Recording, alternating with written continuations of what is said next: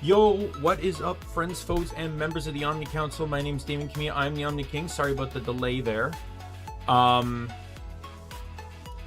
Yeah, I was just about to... Hey, Lizrael. I was just about to go live, and my roommate got home. I needed to tell him some important stuff.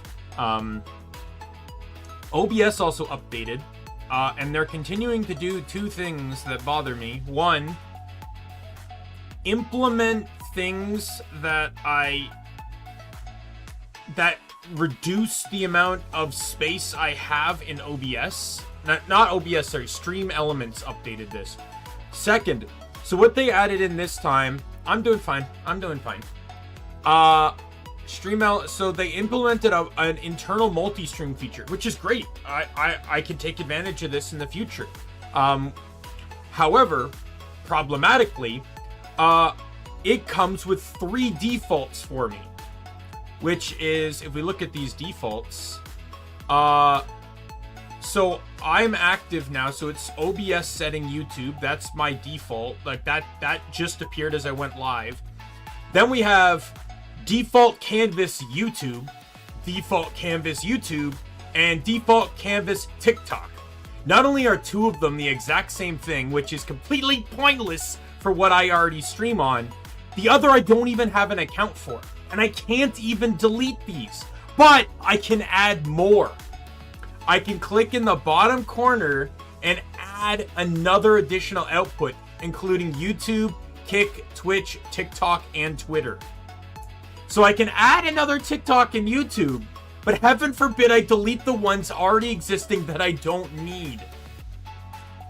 This continues my... I've made this complaint to Stream Elements before, to their support, that they are too heavily focused on Twitch. Because I once went into the Discord and I posted an issue I was having with Elements in YouTube. Got no response. Not at all. Not a single response in the YouTube help section. But Twitch, the Twitch one is active all over the place. Why even support YouTube if you're not going to have anyone to help? Right? But the problem is I was even going to stop using Stream Elements until I realized there was literally no other program that does what Stream Elements does. So I just, the primary other issue I was having with them was chat, but I at least found a workaround for that. It's a bit more work on my end, but it removes a lot of problematic issues from them. The Stream Elements chat aspect, the problem it happened was that it always logged into my, it would always default to a specific stream on OBS, but that might not be the stream I'm actually streaming for, right? So, it would basically end up giving, on OBS, it would show me the wrong chat. The wrong chat would appear on stream, for the lobby, for the waiting room I entered it. I don't know if they ever fixed that issue, but I know multiple people had been complaining about it. So I just, I found a workaround that allows me to basically just directly input my YouTube chat into OBS. I don't need anything special. I don't need special fonts or text boxes or anything. As long as it's readable on screen, I don't care.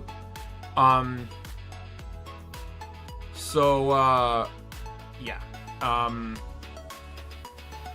But yeah, after the stream is done, I'm definitely going to go in and see about, because the delete option is here, but it's grayed out. And I don't know why it's grayed out. I don't understand why it will not let me delete options I don't need. I stream on YouTube as default. I don't need 2 identical YouTube options, and I don't even own a TikTok account. Never plan to. Don't give a literal shit about the platform. No offense to those that do. I don't care about TikTok. I don't care about Instagram. I don't care about any of those. I barely care about Twitch. Right? I'm on YouTube. Right? If I want to watch Twitch, I'll watch YouTube after it's re-uploaded there by the creator most of the time. So, yeah. So I'm gonna put a message on like maybe after the stream I'll go into the Discord and see if there's like a way for you to delete these options and only contain the ones I need. But for the time being, this is I'm just gonna have to deal with this. The last thing they did was when the sources page, they added in an add element button, but the button itself takes up like 2/5 the width of the window at minimum now, which actually expanded the window size from what I had, right? Like the plus sign to add a source, the remove selected source, the open source priorities, and the move sources up and down are all small symbols, but they had to specifically spell out add element to literally make the minimum width like a quarter larger, right? They can't just make that a button, a symbol button like the others. For some reason, it doesn't even work for me anyways, because it just says you didn't publish any. I don't know what elements are. I might need to look into that. I do very minimum effort in my streaming. All right, all my assets I got when I started streaming, and I haven't changed anything at all. I do want to update my model at some point, but I want to have the money for that, and I want to particularly get out of a lot of the debt I'm in the first place before I do that. Because my modeler, Min, she has done, she's significantly upgraded in her ability to like animate rig and stuff like that. So she 100% is down to get me a new model going forward. I also have a better identity of like what I want for my model's outfit. So, but yeah, that's a much more future thing. But yeah, it's, sometimes you can tell that Stream Elements has a one-track mind, which is people stream on Twitch and YouTube and TikTok are secondary. I do not care. I stream predominantly on YouTube. I don't at the moment stream on Twitch. I'm considering doing that as my backup, like doing multi-streaming to it, but YouTube will still always be my priority. And I don't care about TikTok. I know I'm in Canada, so technically it's not getting banned, but I don't give a damn. Most people on TikTok nowadays just use YouTube Shorts too. They re-upload their TikToks to Shorts. So I just sometimes browse YouTube Shorts. It doesn't really matter to me. I also don't know how to make videos in that format, like the vertical format, so I don't care.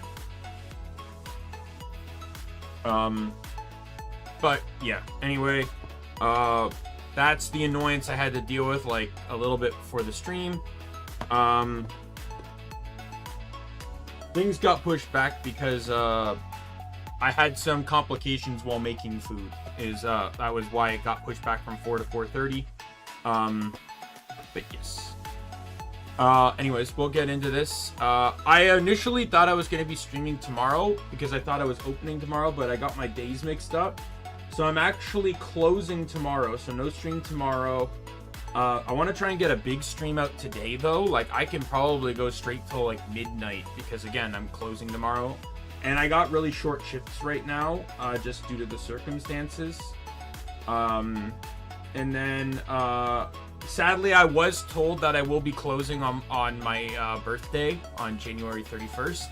So, I don't think I can stream that day. We'll see what I can try to do to either do an early or late birthday stream in regards to that. But I don't really have anything planned anyways. It's not like I have, you know, any online friends to celebrate it with or anything special I want to do for it. So, like on the anniversary stream, I just did the Tiny Tina's one-shot for really no reason whatsoever. I don't really know what else to do, so...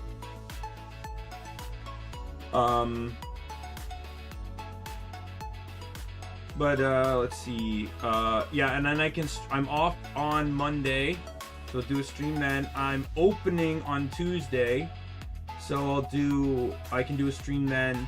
Then I'm closing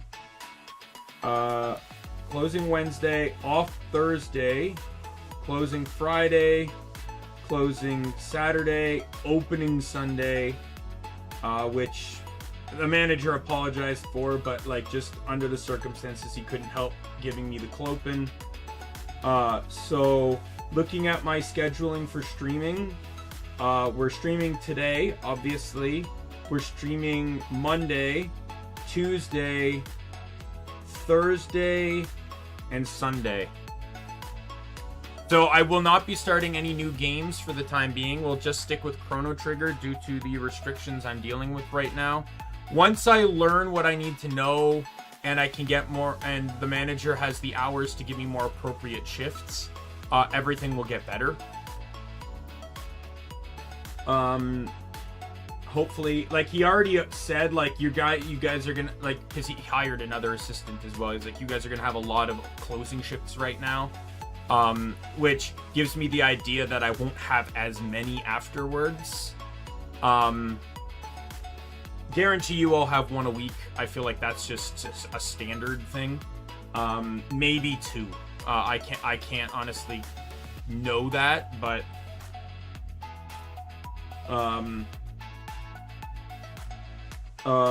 but yeah, so that I only have up to the 26th as a schedule right now, so until then, that's all I can give you, and I know that I'm closing on the 31st. That's all the information I know. I specifically know the 31st because he told me I'm closing by myself that day. Because of like various work-related things. There's no other person for me to be there at the time.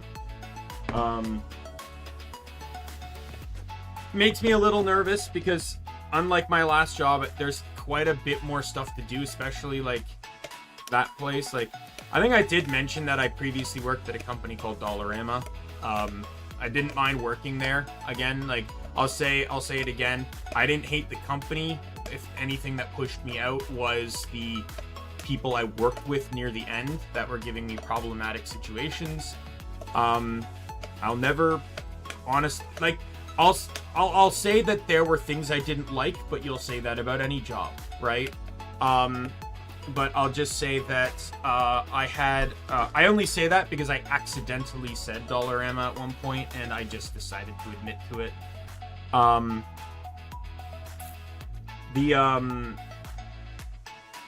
Yeah, there is a lot, but the thing is with working at Dollarama, a lot of stuff was very automated. The company I work for now is not.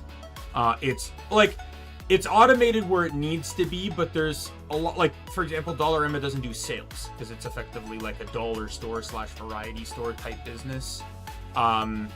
While the place I work for now actually does like sales, flyers, discounts and stuff, and so that's something like new to me and stuff. They also have way different merchandising standards. Dollarama was, oh, you got like 4 times what you need, well, try to get out as much of it as you can. And you know, it's like they were very much more product over inventory management, right? You didn't get to pick what you got it, and you had to deal with it, right?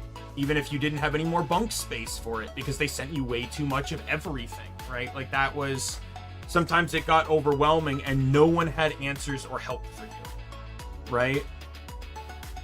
That was probably one of the issues I had, was like a lot of the solution to every problem was like, just deal with it, right? And like, yeah. And then you're struggling with that, which makes it harder to stay on top of your staff, which, right? Training, making sure they're trained well, they're keeping up to pace. It's a very high stress-paced environment. I'll tell you that, working there. I highly recommend it for anyone that wants to work part-time, though. Maybe not full-time, but I highly recommend it for part-timers. You learn a lot. I'm very big on what it can teach you that you can take beyond the company. I'm very big about that in general. So like time management, pacing, time, efficiency, stuff like that. You'll learn a lot of that in many places. People don't realize the value of that stuff, but I learned a lot of that more at Dollarama. So yeah, I will... If you've ever heard me complain about my time working there, I've never really once complained about the company per se. I've always complained about people I've had to deal with, or situations I've been in because of people I've had to deal with, right? So, right, I don't think, maybe a few times I may have said something, oh, you know, it was dumb because company does this, you know, but that happens everywhere, right? I wouldn't really, like, disparage the company for it. There's inefficiencies for sure, but there's also efficiencies on both sides. But sometimes I feel like the weakest link there is the human element. The company built its practice around so much efficiency that the human element becomes emphasized, which really creates a bit of a spiral when it comes to keeping every store on the same page, because not everyone is equipped to handle the pace that store requires 100%. But yes, I do recommend it as an experience for sure, but not everyone is equipped for that kind of experience.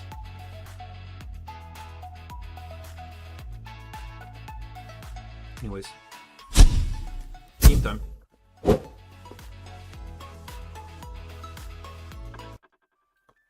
I didn't really, and by the way, that's not really doxing because I've said before I live in Ontario. Ontario has the most amount of Dollaramas in the country. Right? Like more than half the Dollaramas in the company exist in Ontario. So me telling you I work for Dollarama means literally nothing in terms of like where to find me.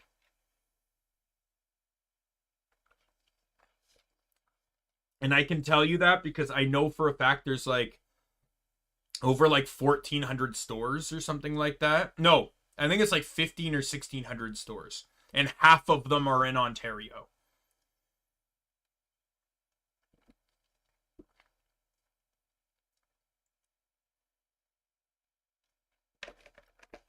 So that doesn't really dox me.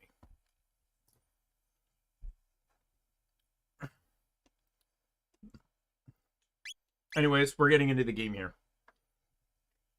Everything should be good. Load. So I think for the time being, Chrono, Frog, and Alia are going to be my go-to team for this.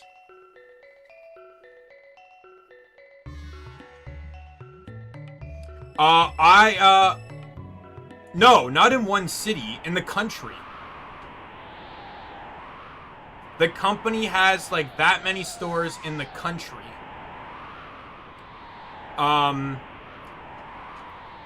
Ontario just has half of them.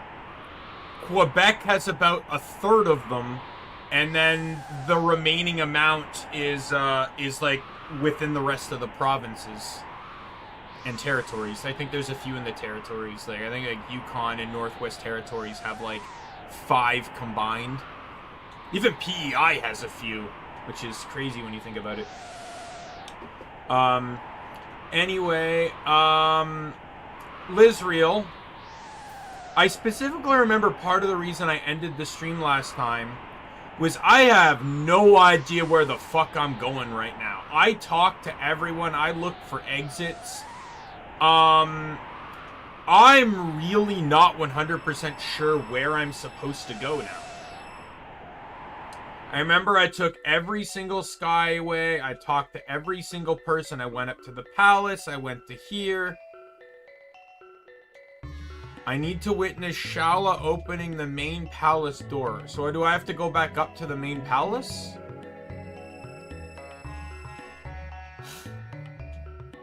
Oops.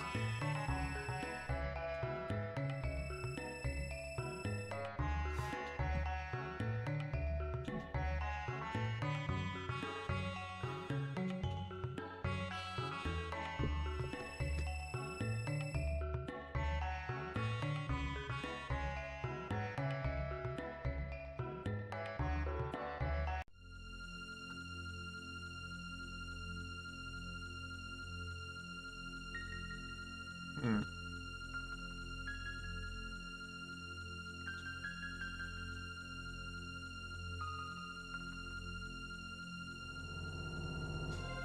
Big sister Doreen went to Anpasa again. Yeah, she likes to dream. I like the wind better than dreams. Whoosh.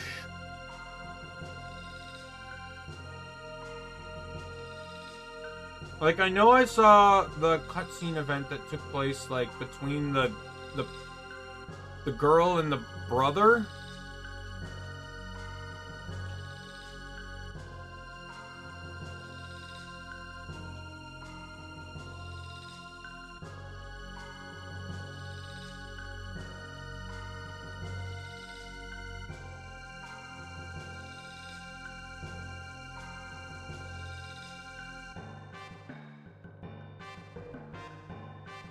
Oh, here we go.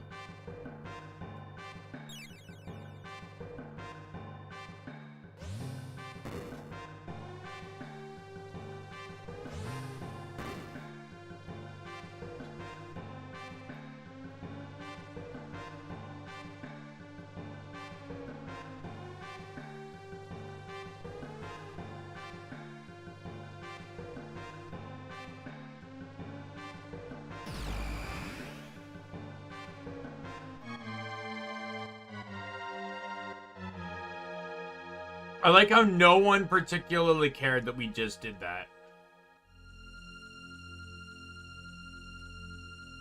Okay, so I saw... What happened was I likely saw the cutscene between her and her brother and then didn't really, I guess, pay enough attention to where they were going to go. And it's really confusing, too, that I can walk...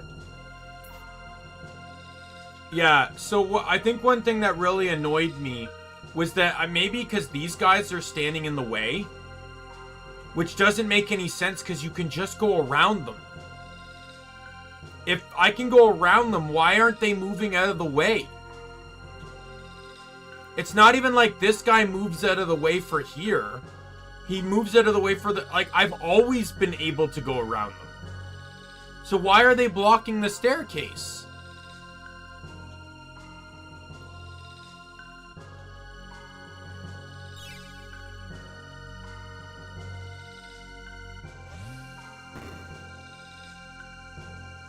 There you go. Not be scared, Chrono. Your trial awaits us next. Who are you? How did you get in here? Your Majesty, these are the bringers of disaster whom I spoke. Indeed, they are the Gruus alike. They and the Gruus alike. How dare the Outlanders attempt to oppose me? Fools one and all. Dalton, seize them. Yes, Your Majesty, with pleasure. Golem.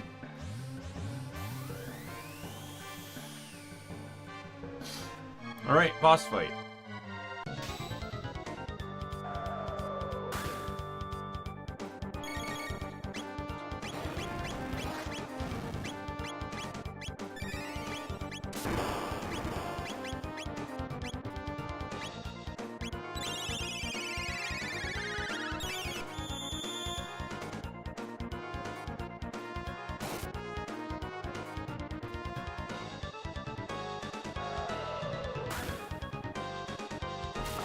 So, I think I know what I'm doing next turn.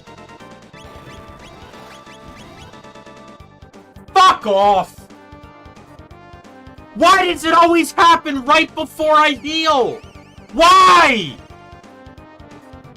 God damn you all! What is going on with my controller? Oh my god. My battery died. Even though I just put the fucking thing in! Before every stream that uses a controller, I change batteries. Every single goddamn time.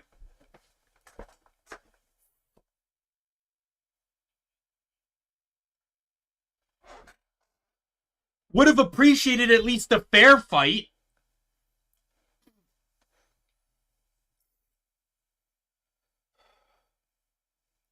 Kill you. I won't kill you, not immediately, that is. I'll allow you to sample every day of pain and fear Imagine, well, first, by the time we're through, you'll be begging us to end your suffering. Oh, what a delicious diversion. Either way, I still would have preferred my controller not to die.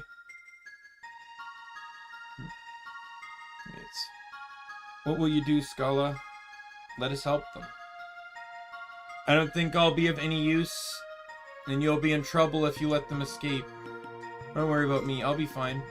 And they just might be able to rescue Melkalor.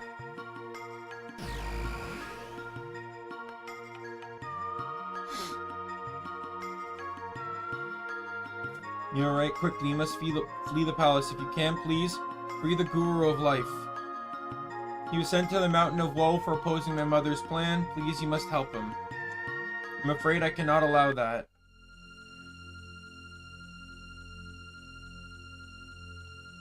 Your meddling tires me.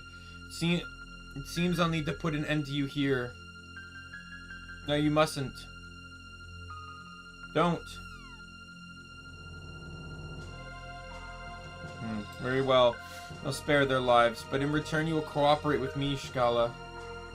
Now show me how it is you came here.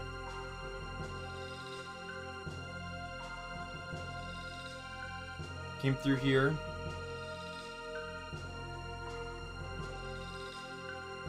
Oh, then you will seal the portal shut. No, you can't make me. You obey me, their lives are at stake. Very well.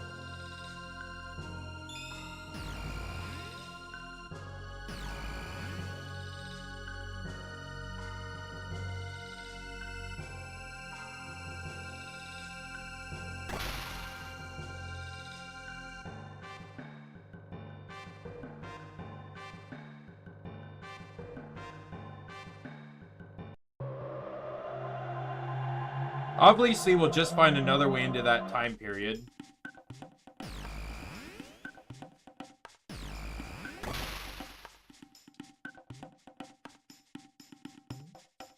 You spared our lives, true enough, but something is amiss. You're taking Lavos' power. Lavos get weak?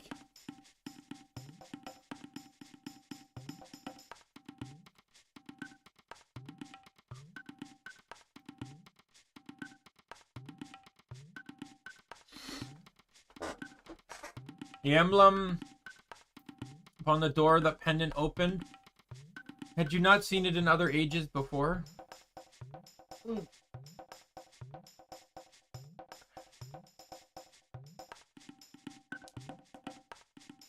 Sure, give me some advice. I don't mind.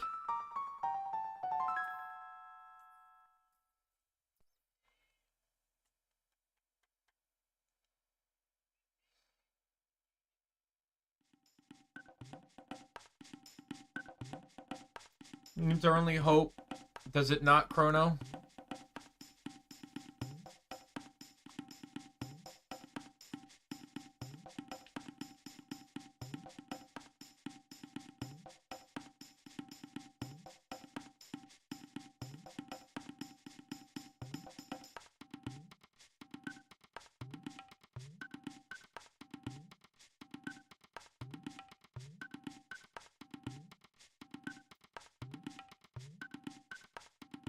So does that mean that I should get the 1,000-year one before the 600-year one to get double rewards? Or...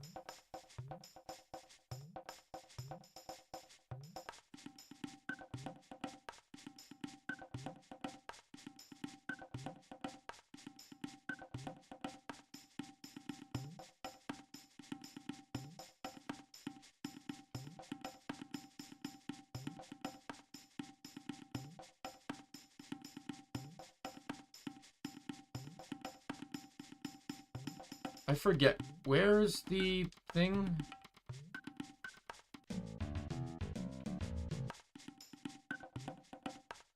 Where was the portal in this place again? Was it here?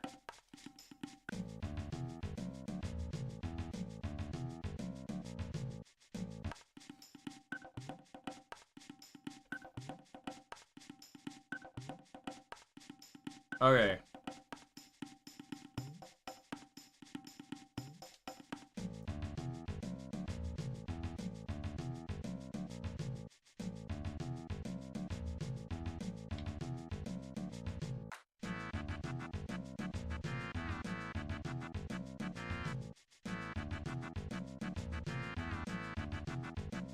Okay, here we go. Yeah.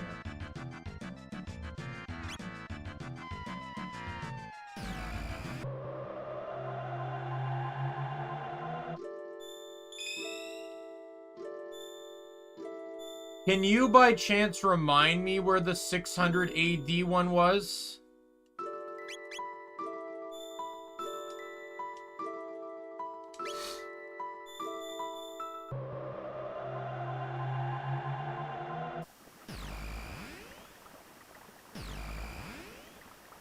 Just to avoid, like, that's obviously not a spoiler, and it just avoids me the struggle of trying. I'd end up looking it up myself, to be honest. At this point, I should probably be able to one-shot them, right? Yeah. Might as well just take the TP.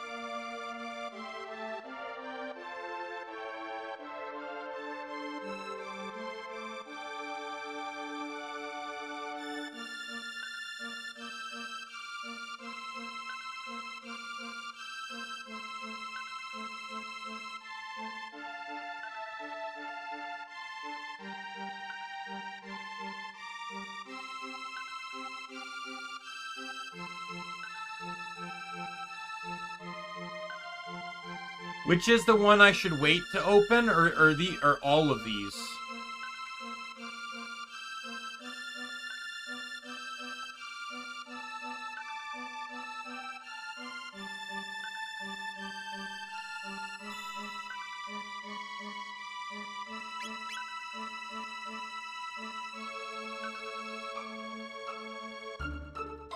So what I just did unlocked it, right?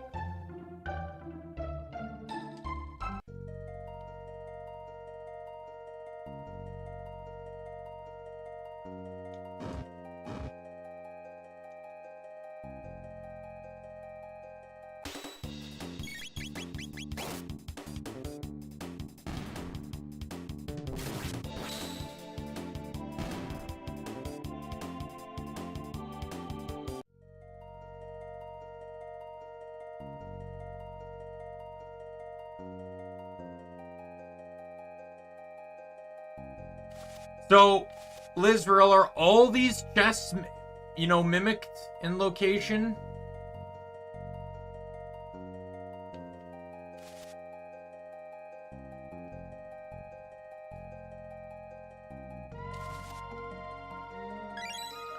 Okay, so I just need to unlock them all and then open them in the future.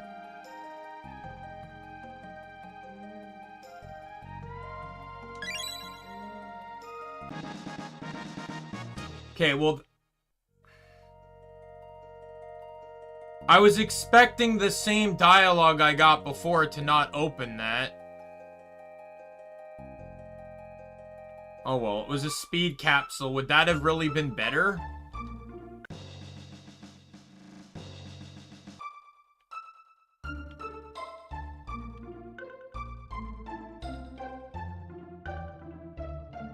So do I even risk talking to the other chests if that exact same thing is just going to happen?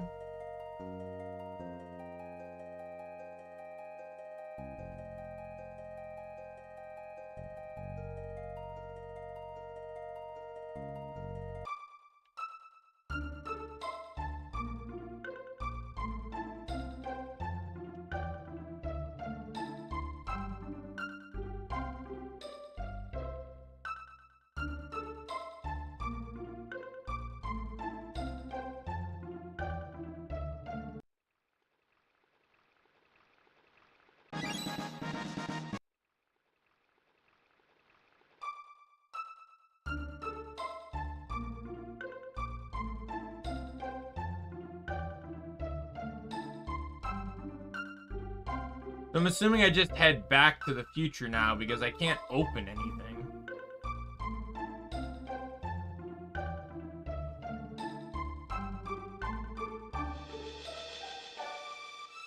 Well, I went into the forest to grab the chest, and it automatically just, or to unlock the chest, and it just automatically opened it.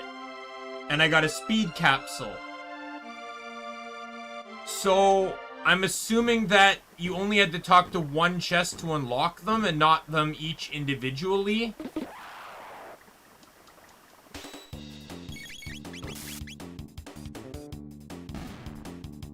Oh, okay. Well, how do I know if it can't or not?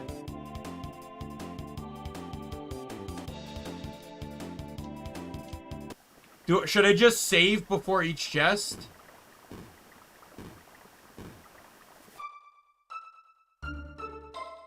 This is confusing me. I'm not fully understanding everything here.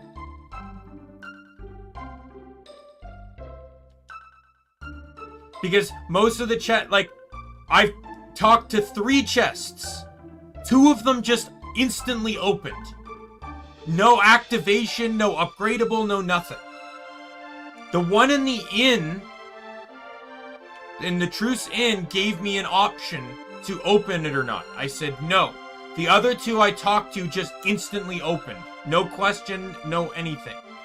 No would you like to open the chest, nothing. They just opened.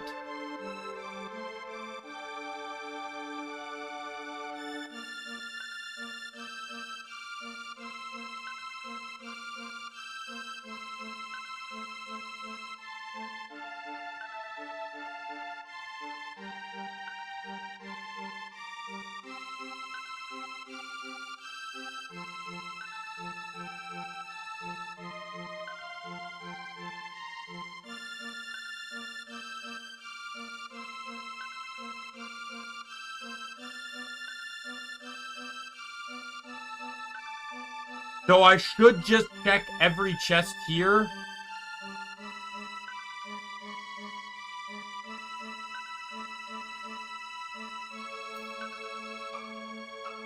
Here's what I'll do. I'll save first.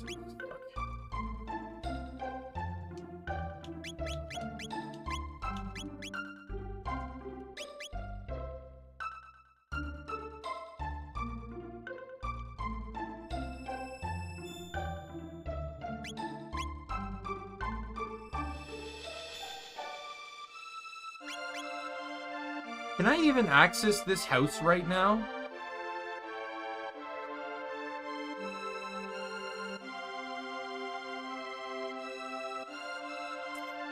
I have not checked the castle chest yet, no, because I got the one in the forest and it just instantly opened, so I didn't want to push forward more.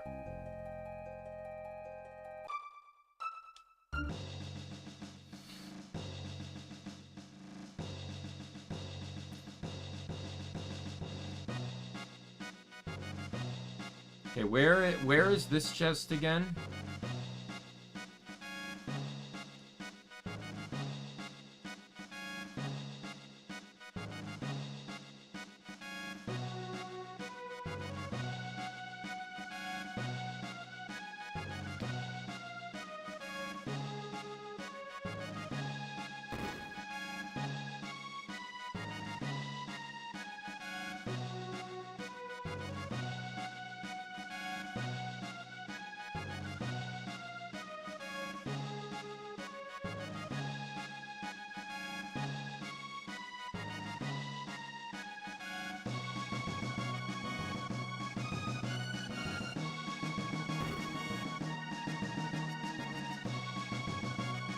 Well, it's not on the right tower.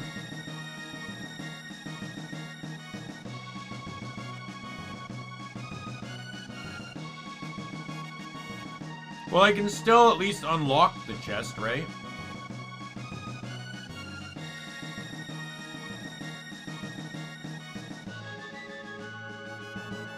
There it is.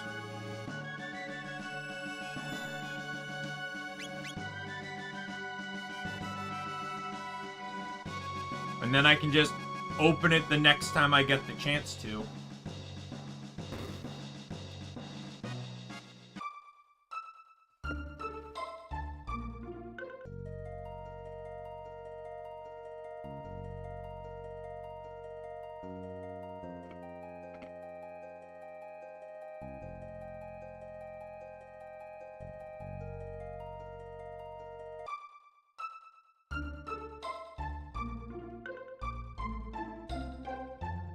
All right.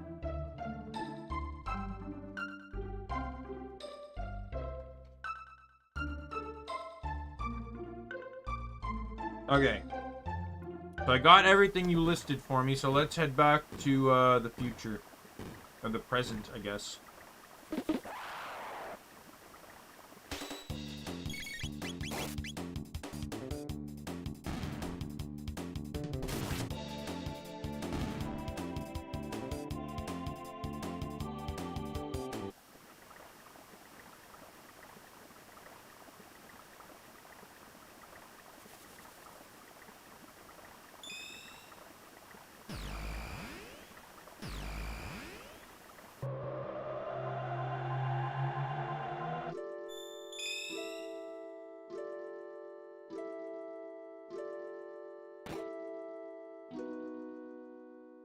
Oh, I didn't even realize.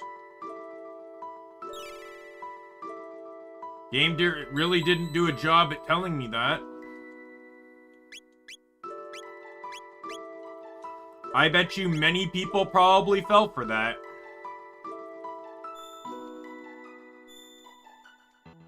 Not gonna lie, I also wish if I could make one quality of life improvement here. I'm in the wrong spot, right?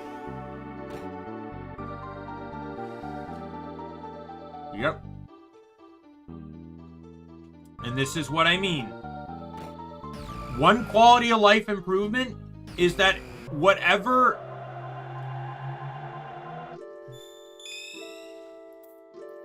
when I walk over, it should pop up.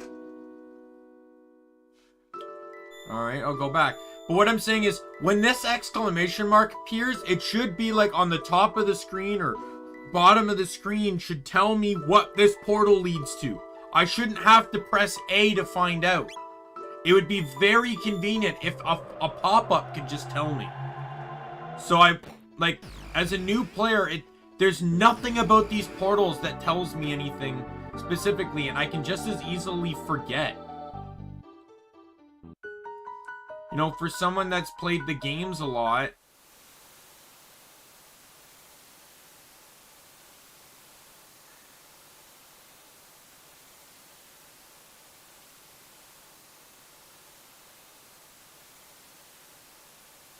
what's a blue pyramid?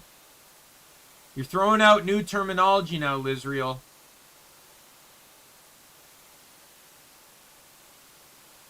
We're focused on chests. What is a blue pyramid?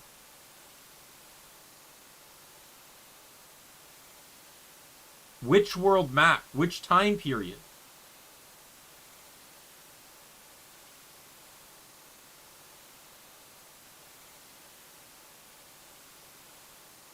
See, it's reasons like this. Okay. It's reasons like this I will never play Majora's Mask. Or I will never play Final Fantasy Lightning Returns on stream.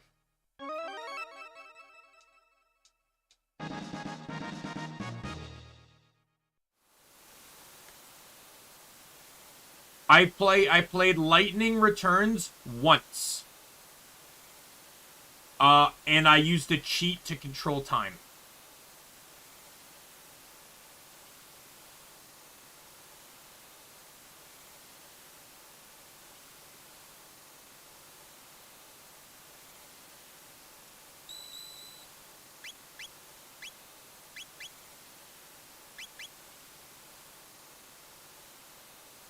When you factor in time like this, for me, especially, I'm just gonna say this, nothing against you, Lizriel, but there's just so much going on in the game, I get anxious when I feel like I miss things.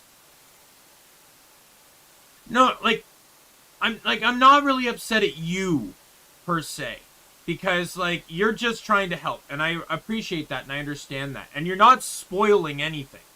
Don't get me wrong. I would say, if anything, it's a little troublesome to just, like, because it's all through text, it makes it a bit harder, right? Like, you're also on a delay, too, right? So, like, that's a bit, that's a separate thing all on its own.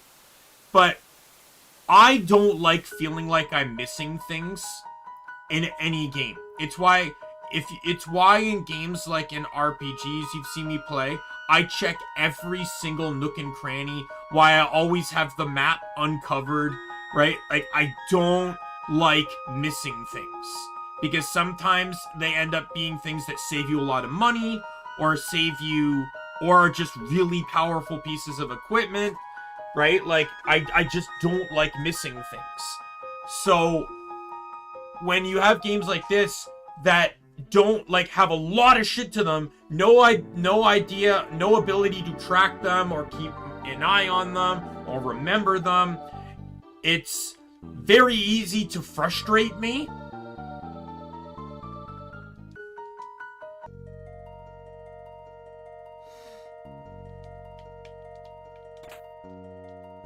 The only thing that would make this worse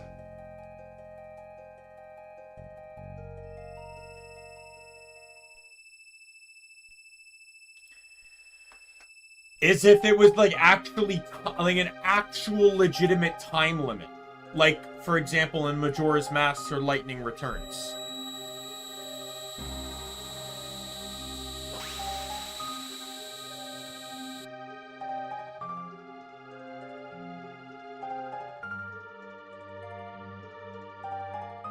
Give you a treasure crafted by the Guru of Reason himself.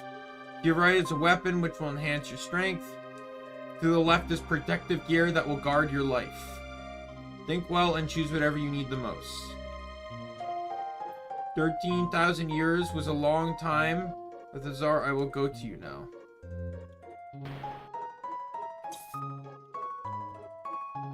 So I'll ask your opinion on this one. Which one do you think is better? There will be better weapons. Which one did he say was the helmet again?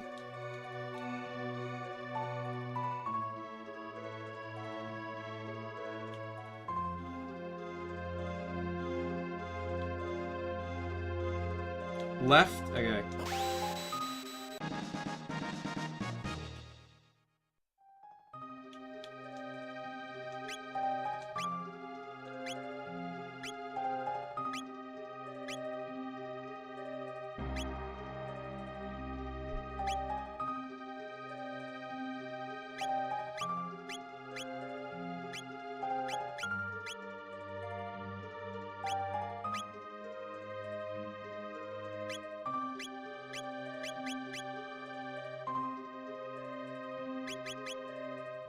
I'm gonna say this. Once this sword becomes obsolete, Hero's Badge is gone and it's going to Magic Ring. I'm just gonna say that right now, so his heal is better.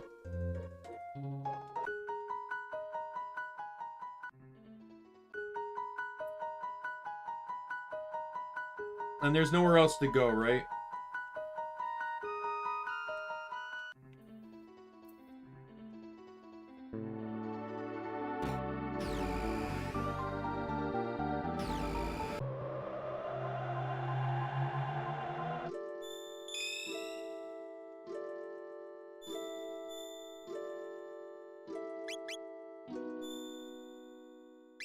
The thing that annoys me the most, too, is the center one isn't even the present. You'd honestly think this one would be the game's default timeline. The fair. You'd think the center one should be the fair.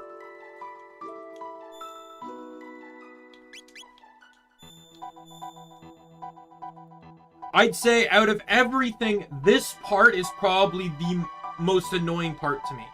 Especially with how many ports and remakes this has. Like, I'm playing this on Steam. This game has also been on DS.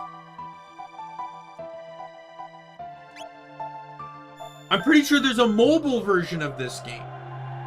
You'd think with every port, they couldn't at least upgrade something.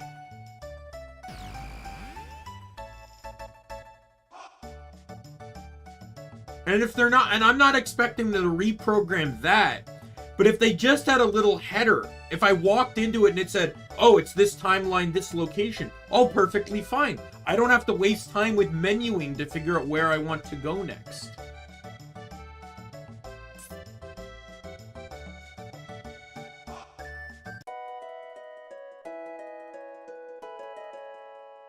Okay, so Truce Inn was 1, right?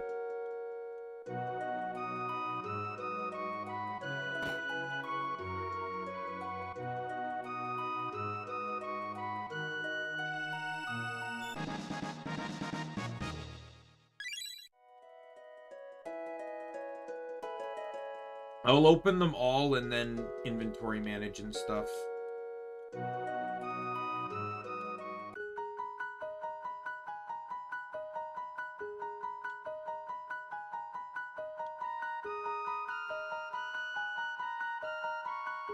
Nice to know that in 400 years, not only did this town cease to exist, but a mountain took its place.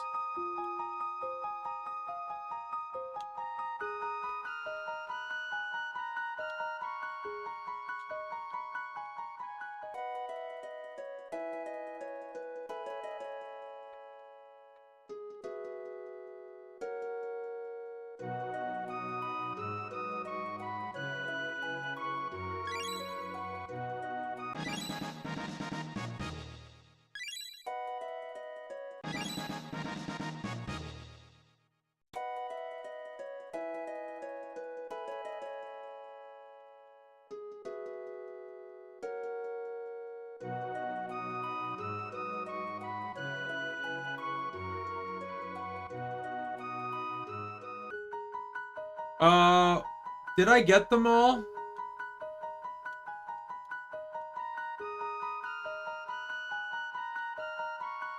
I'm pretty sure I got, like, I can't get the one in the castle yet, right?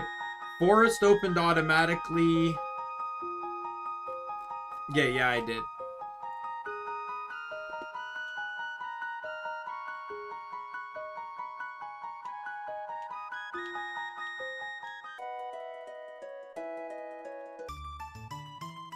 Why? I already opened that one. Another one? Like one separate from the past?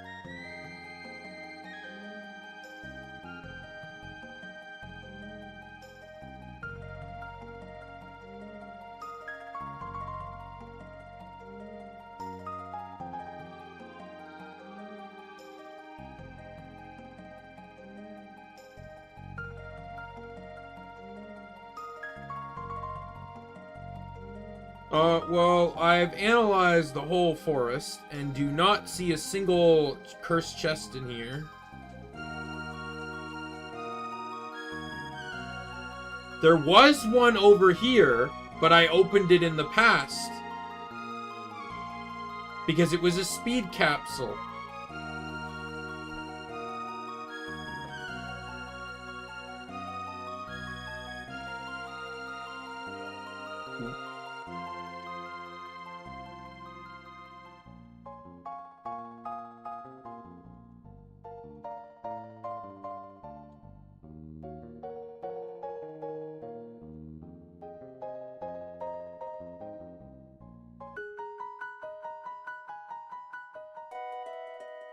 Alright, well, let me go to the past and reopen all those chests anyways.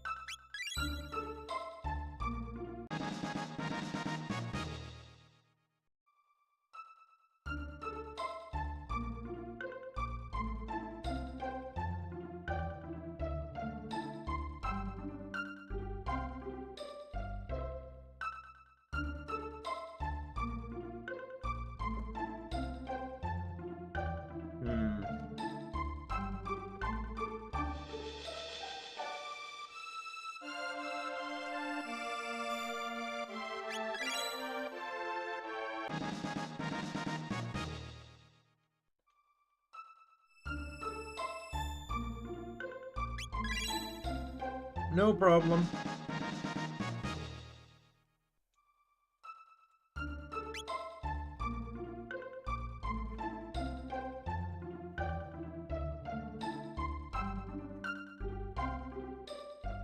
I got my cranberry juice.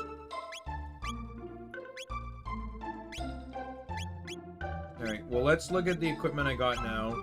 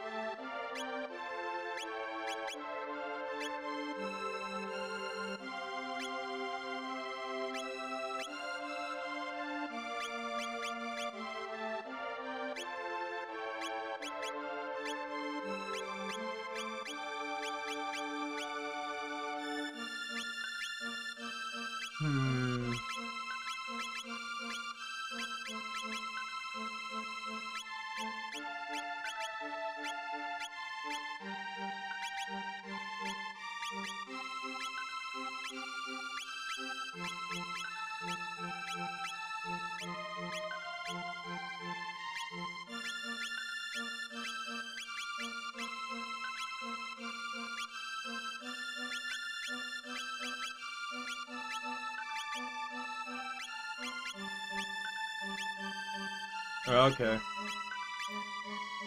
Well, we'll deal with that when I can get it.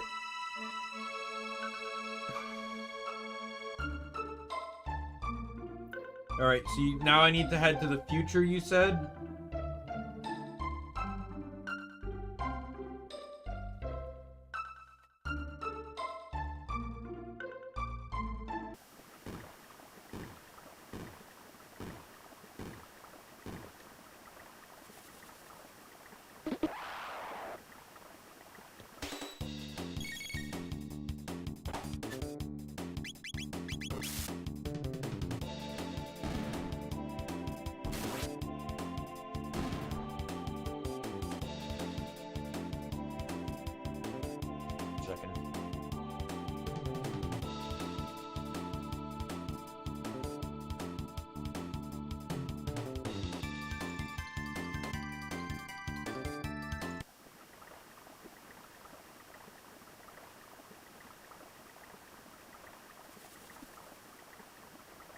One sec.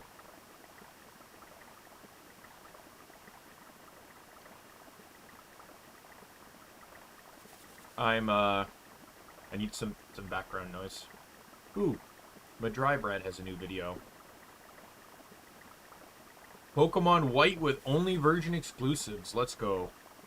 That'll be a nice background video.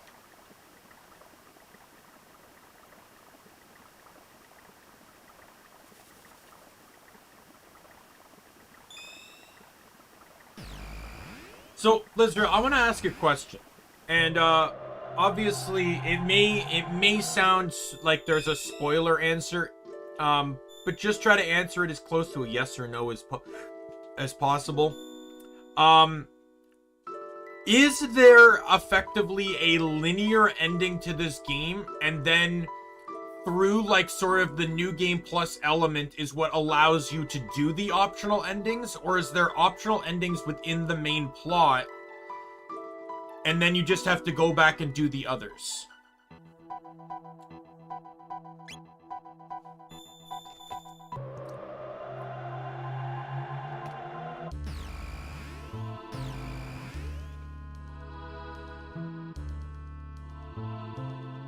Like, I will say, I know the true ending to the game is starting the game and beating Larvos, but you can't do that because you need to be basically late game strong, which you can only do through New Game Plus.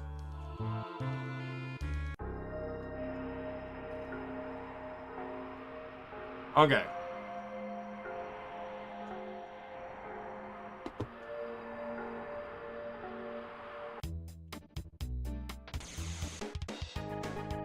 I don't want to race him. I just want to go back. Do I actually have to beat him to get to the end?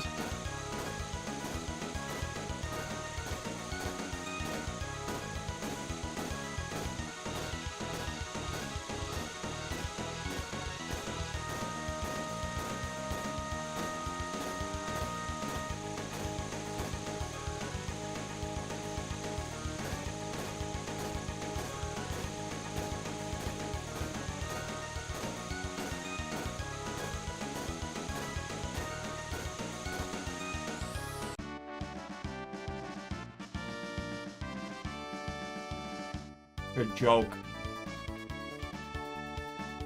It was annoying at first, but then I realized that the whole thing's a joke.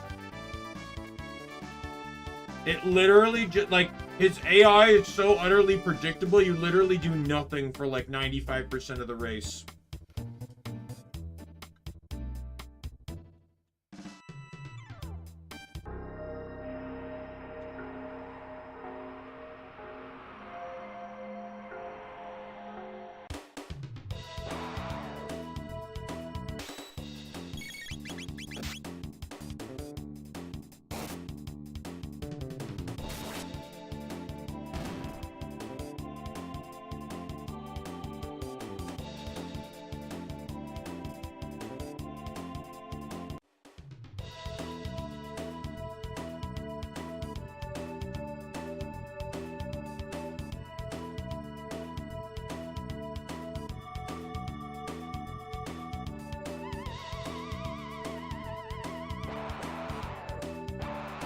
Okay, I'm curious as to how my attack does on these guys now. Miss. Miss. Miss. Alright.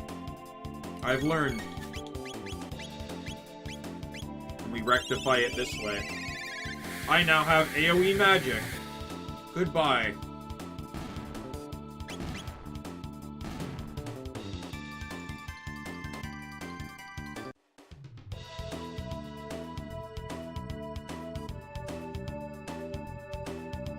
Oh, god damn it.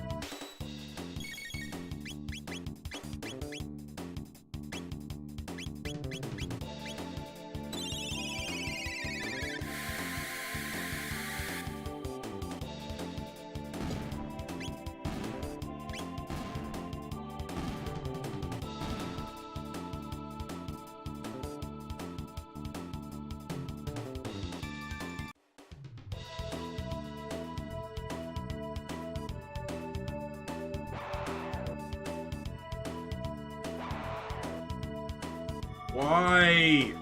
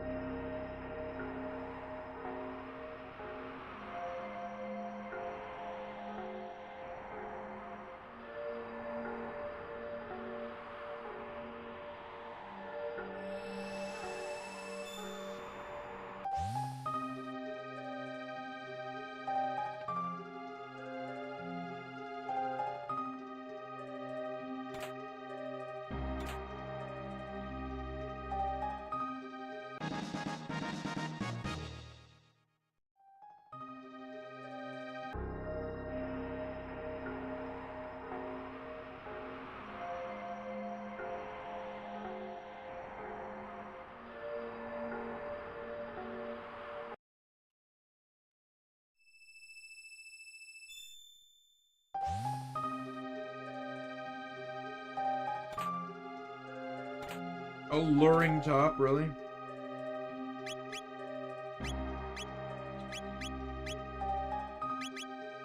I get the smallest feeling that an item called Alluring Top is designed for women, right?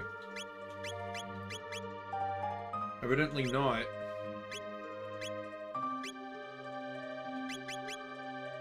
Oh.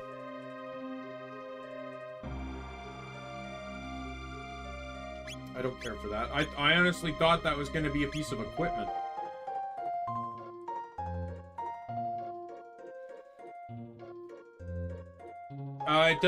It honestly doesn't seem like something I actually care about, so...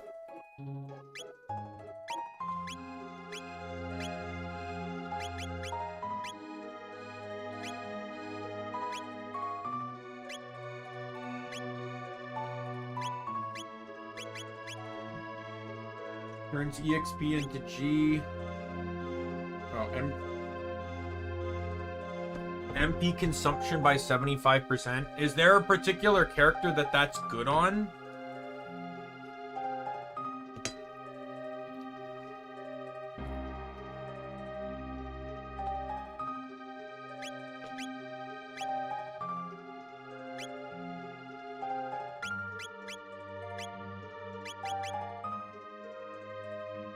Who do I give the counter rate thing to then?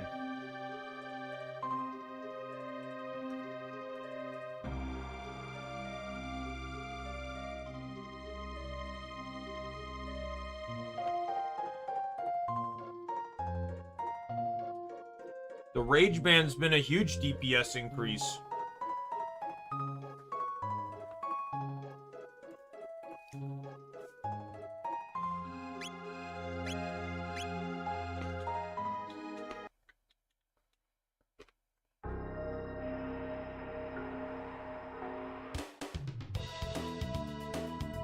Well, I have it, so the option exists for later.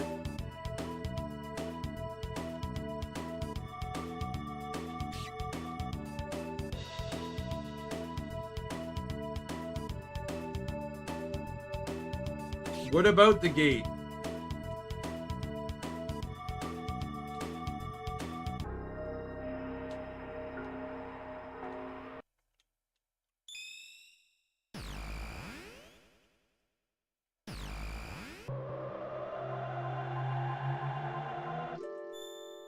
Oh. To unlock it there?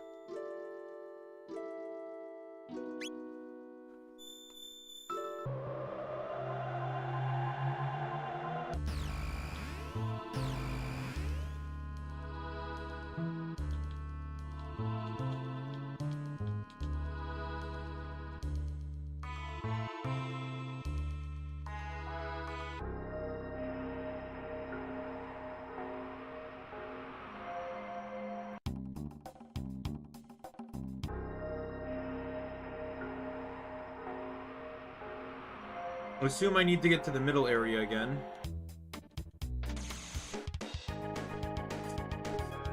I don't want to race you.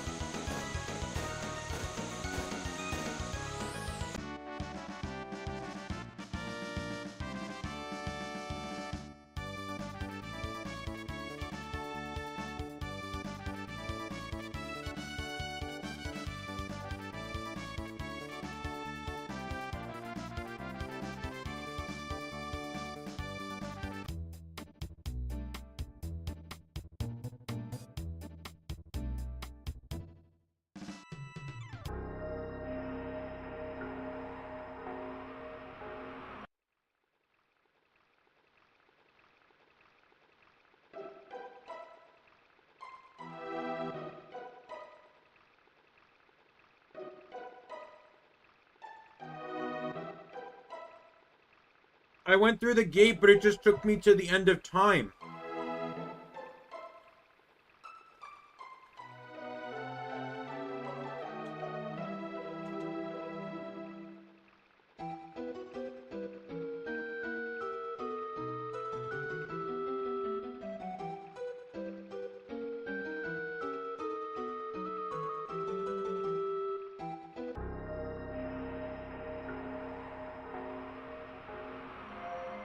So how does it take me back to the forest portal then? If it takes me to the end of time?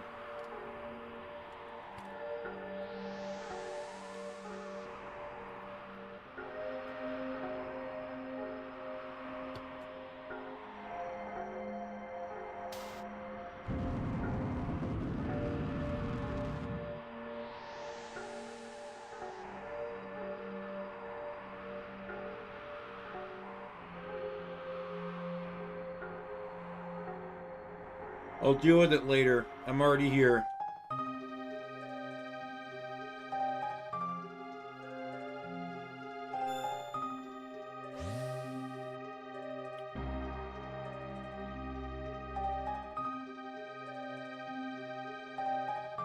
You open the door. I am Balthazar, the Guru of Reason, formerly of the Kingdom of Zeal. Oh, he's dead now? I was cast into this era by a great disaster which befell our land. Much to my surprise, I have learned that the creature Larvos was not a product of our age, far from it. It seems that the being fell from the sky in a bygone age, burrowed deep into the planet's core, where he began to feed upon its energy, growing ever stronger. Larvos' form was revealed briefly when he was summoned forth by a mighty wizard by the name of Magus in the year 600. In the year 1999, Larvos emerged to claim the surface. Now he has taken the place I've named Death Peak as his throne, or nest as it may well be. His miniature spawn now flow from the mountaintop in an avalanche of death. Larvos is a parasite of gargantuan proportions, whose host is the planet itself.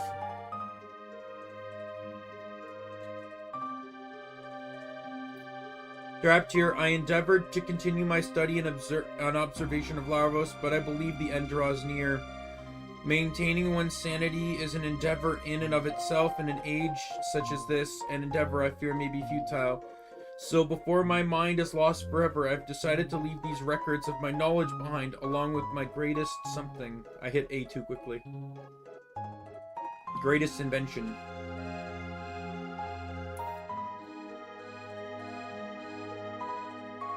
Ever did I long to return home and toil endlessly in search of a way, but as I neared the completion of my research, so did I near the end of my days. I have grown old and frail, and so I leave it in your hands, you who have opened the way. Take hold the reins of time, and let all the people of this planet, past and future, join as one. Then, only then, you may be able to stop Larvos.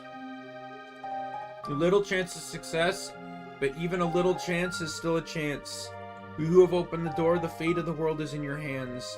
Now open the final door and claim what awaits you, my last and greatest work, the wings of time.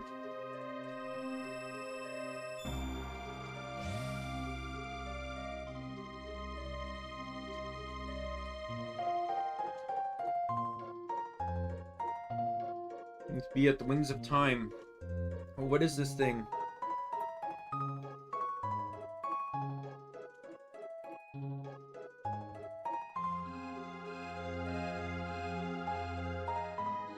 That's great.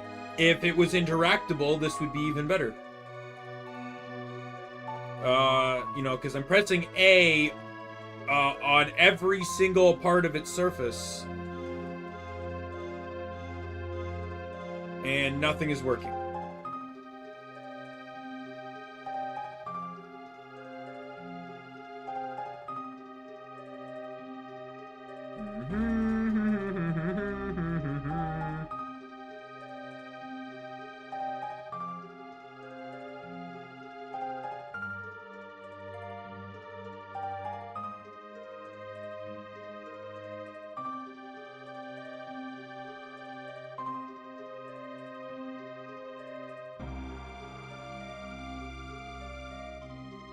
Like, what, leave?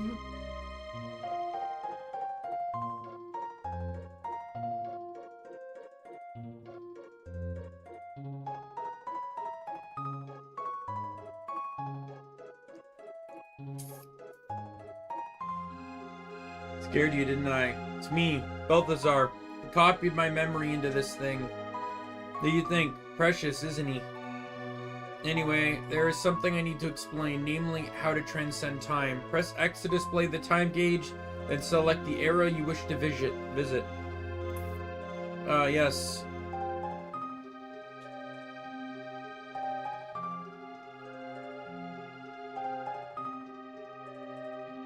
Where you go, why don't you give a name to my time machine? Epoch. That sounds perfectly fine. Well then, hop aboard.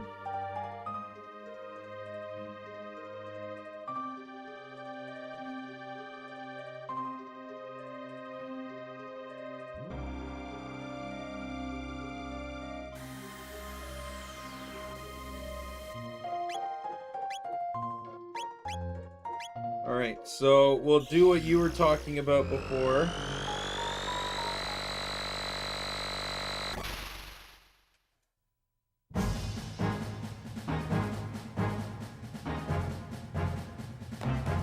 You know, honestly, that's kind of smart, though.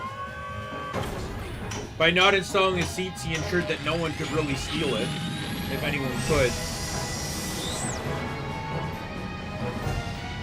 I love how he instantly knows how this thing works.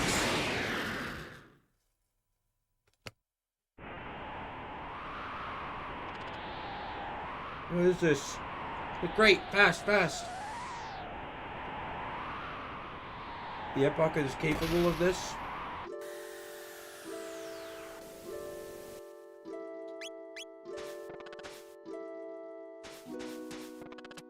Hey.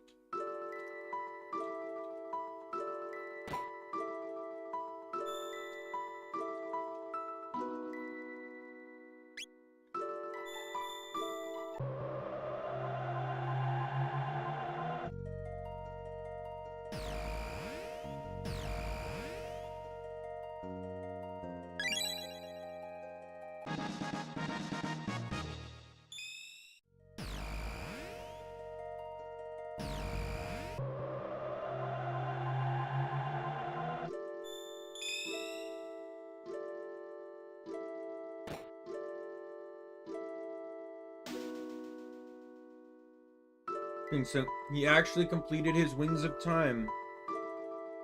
And at the cost of his own life, no less. Why not put those wings to good use and pay a visit to the ancient magic kingdom? Come and see me whenever you have the need.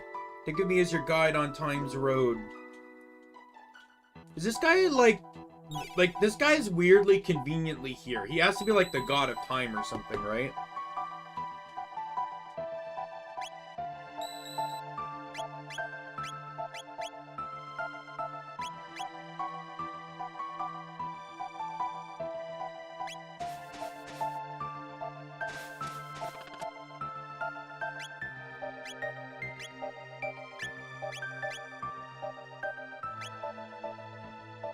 Well, that's a new time period. And there's another new time period. So he said Age of Magic, which is it. Is that this one? Was that Antiquity? No, that's not new. That's the one with the Sky Islands, right? Which one was the Age of Magics again? Middle Ages or Antiquity?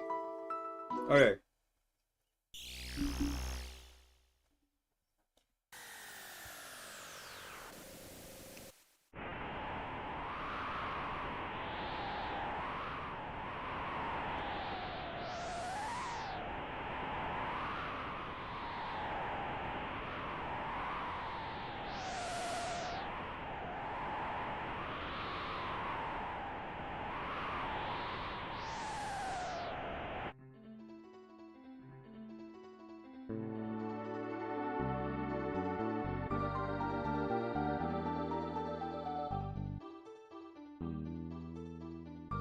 The village of Earthbound.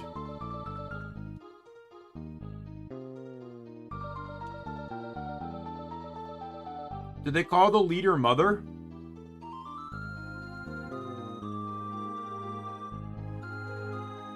Guru of Life said that young Lord Janus possessed power within him exceeding even that of Lady Scalana.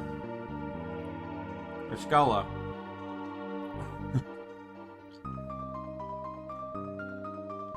But then the queen lost her mind, and the young lord grew to hate the power and all the suffering it caused Lady Scala. Now he hides it, denies it, and shuts it from his thoughts.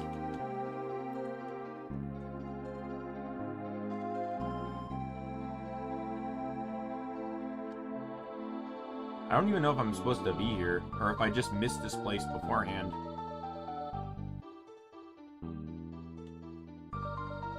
Sure.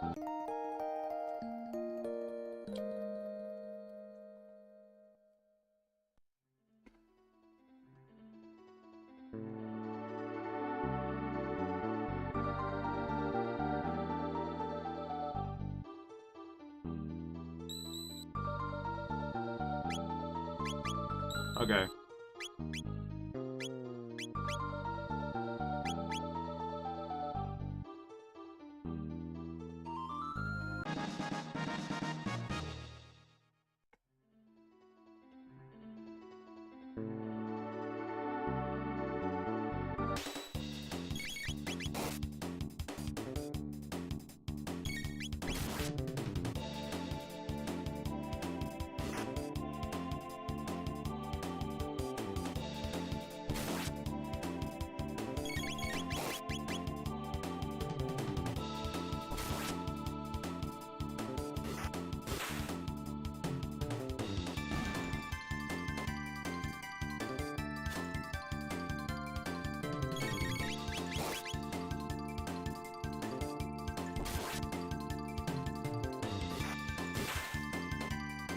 This enemy sounds very scary if you're not fast enough. Or strong enough.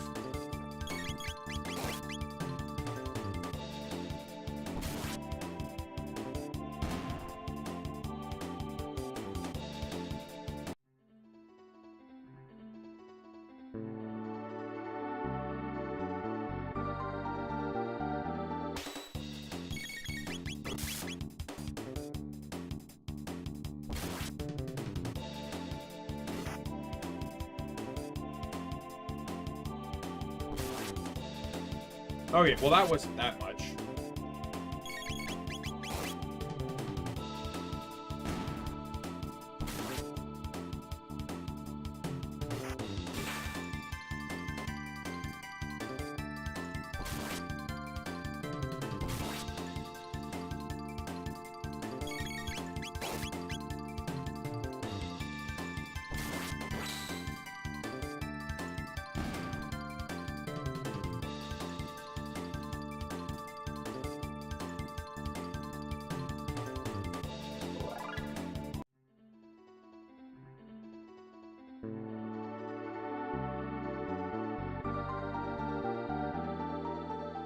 You're getting through here.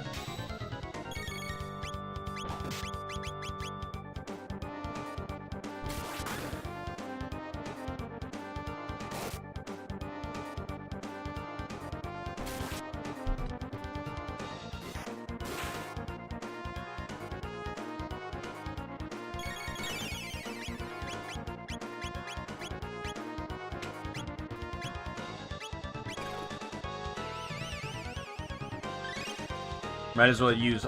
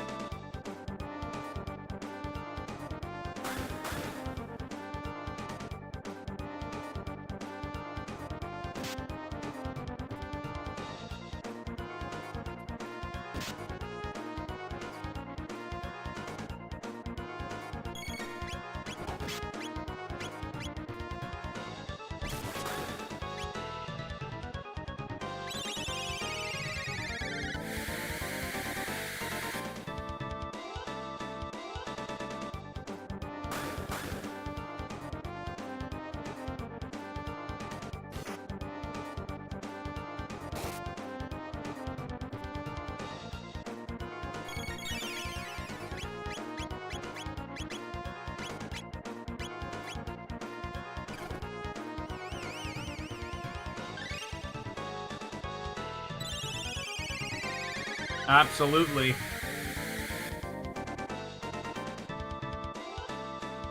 Is this just an automatic counter?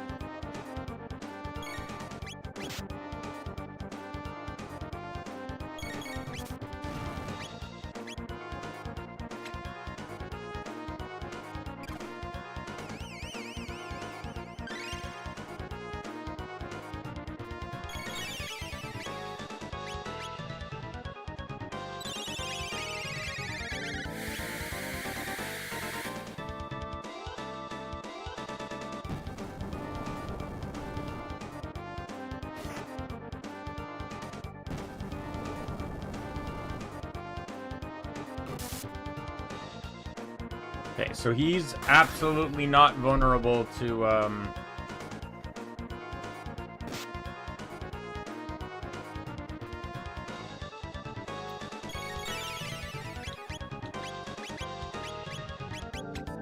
Well, now I understand why you said spamming Lightning 2 is such a good idea.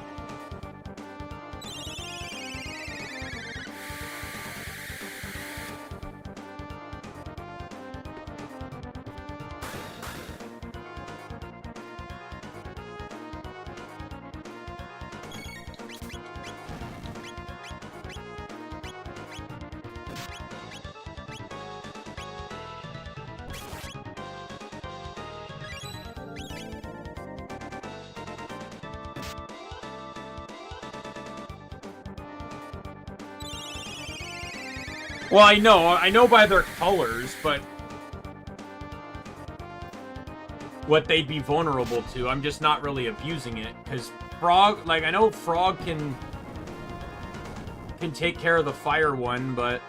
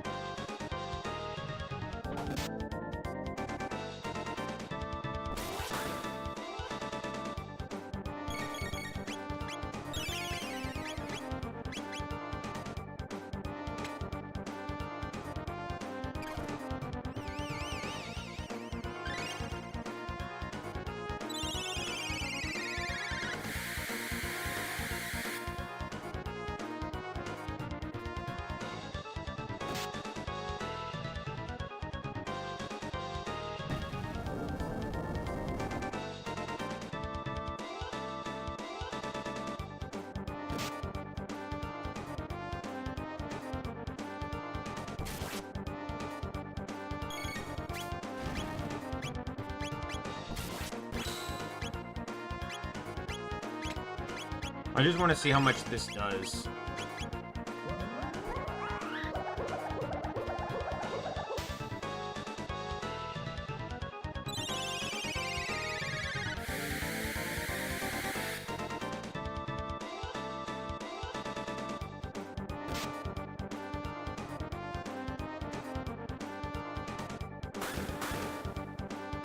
How much health do these guys have?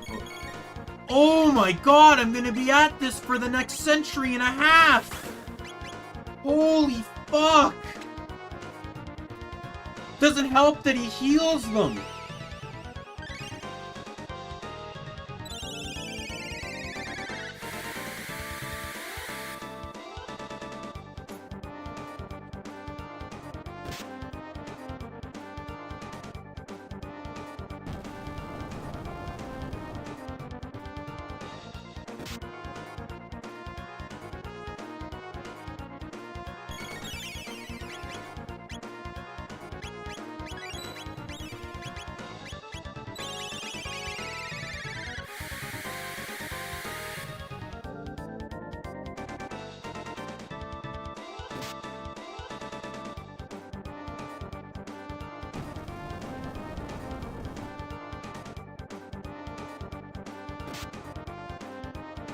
Without telling you, of course.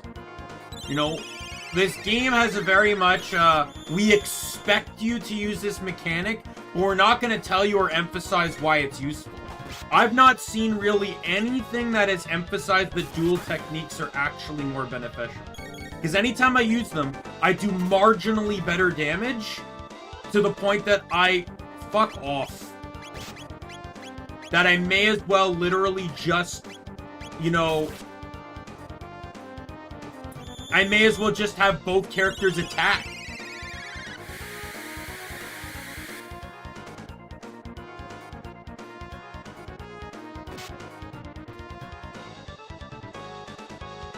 At least when both characters attack, there's a chance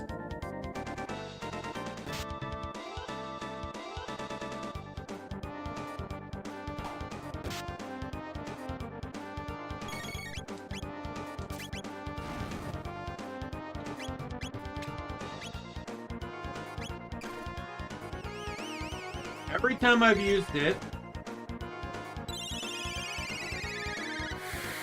it's like, oh, a dual attack allows me to do, you know, like 350 damage to an enemy. But if each individual character attacks, they do 180 to an enemy, which is like slightly more, and both characters have the chance to crit.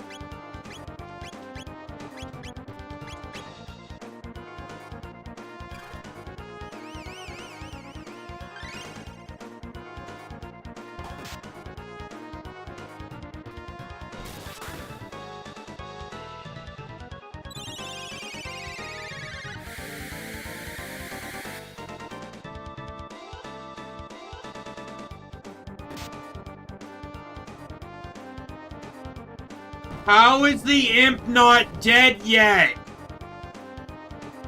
He's taking 100 per lightning attack.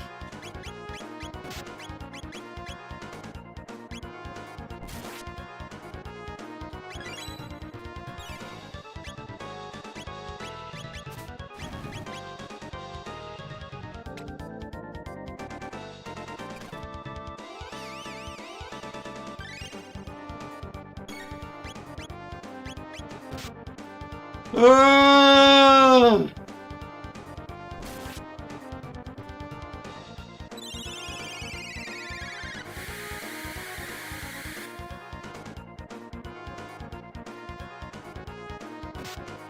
There's no way this imp has 1200 HP. No way at all.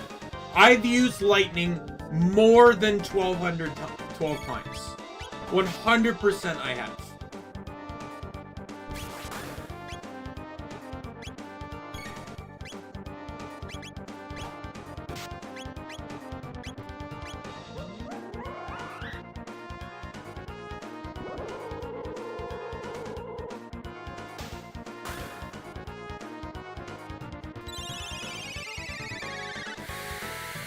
So the thing is, that really didn't do much more damage than if he used bubble and she used an attack. All it did was consume both their turn. Like, there was almost no reason to do that.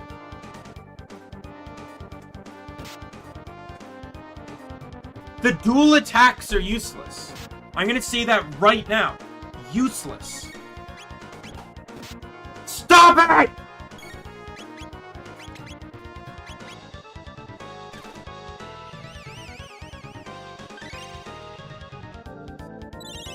The healing dual attacks are the only ones I've actually found use in.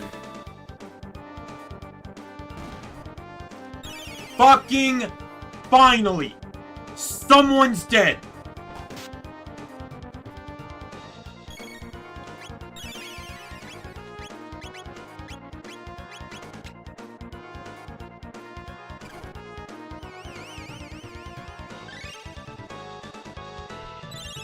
This should absolutely mitigate the amount of healing I need to do now.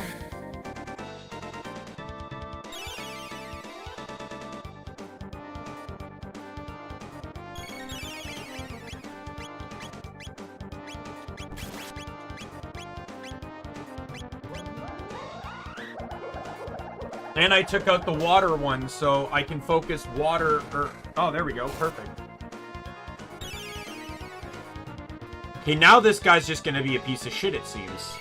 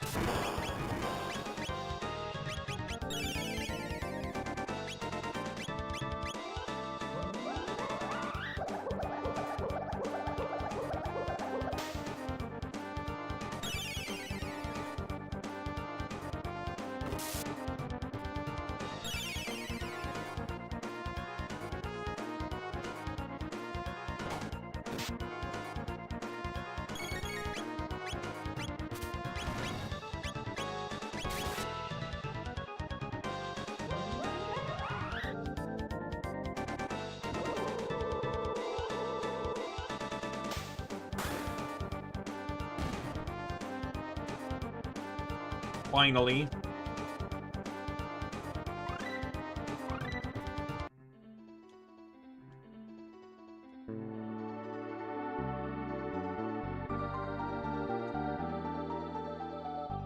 Okay, okay, okay, okay, okay, okay, okay, okay, okay, okay. What the fuck was that? I walked past the loading zone?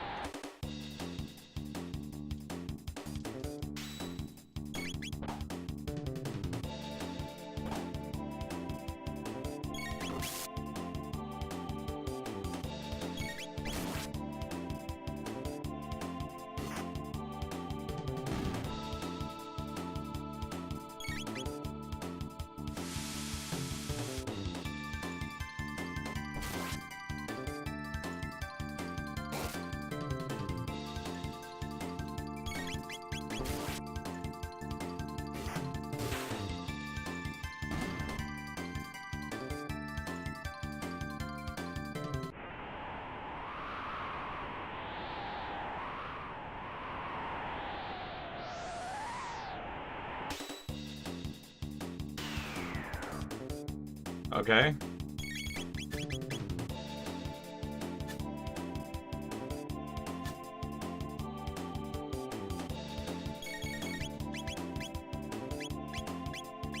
So wait. So this enemy disables items and tech, and then just has incredibly high avoidability?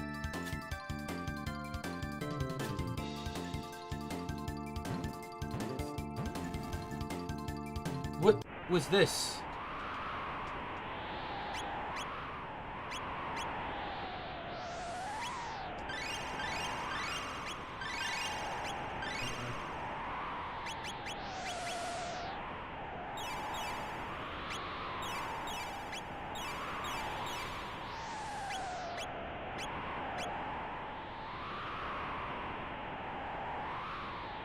Are they normally found here? Like, can I run into that guy again?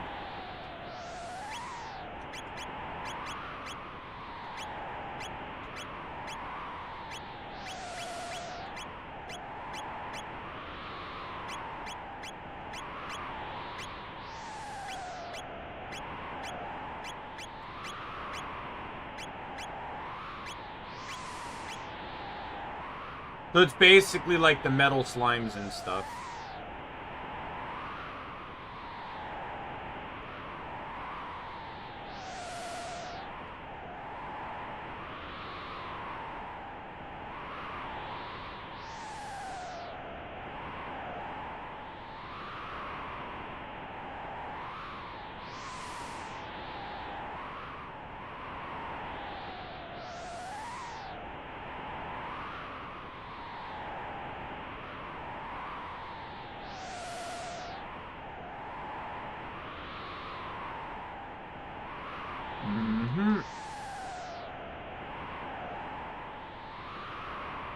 Oh, here we go.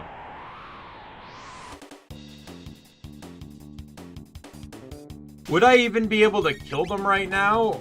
do you think? Like, another one just spawned. Do you think I should take the shot, or?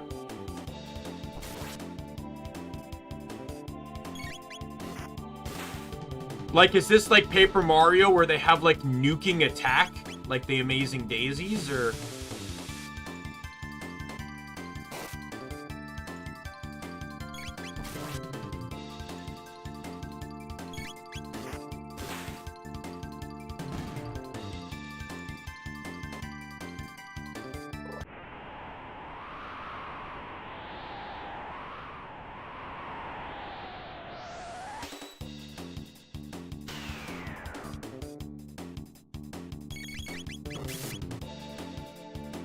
Funny thing is, Omnilock is actually a power, in a superpower on the power listing wiki.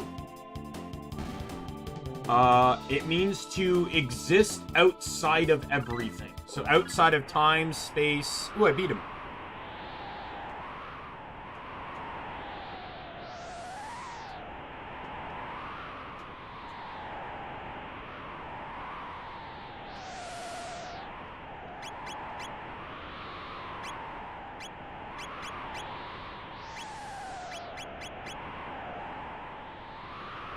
Oh, I got Rays.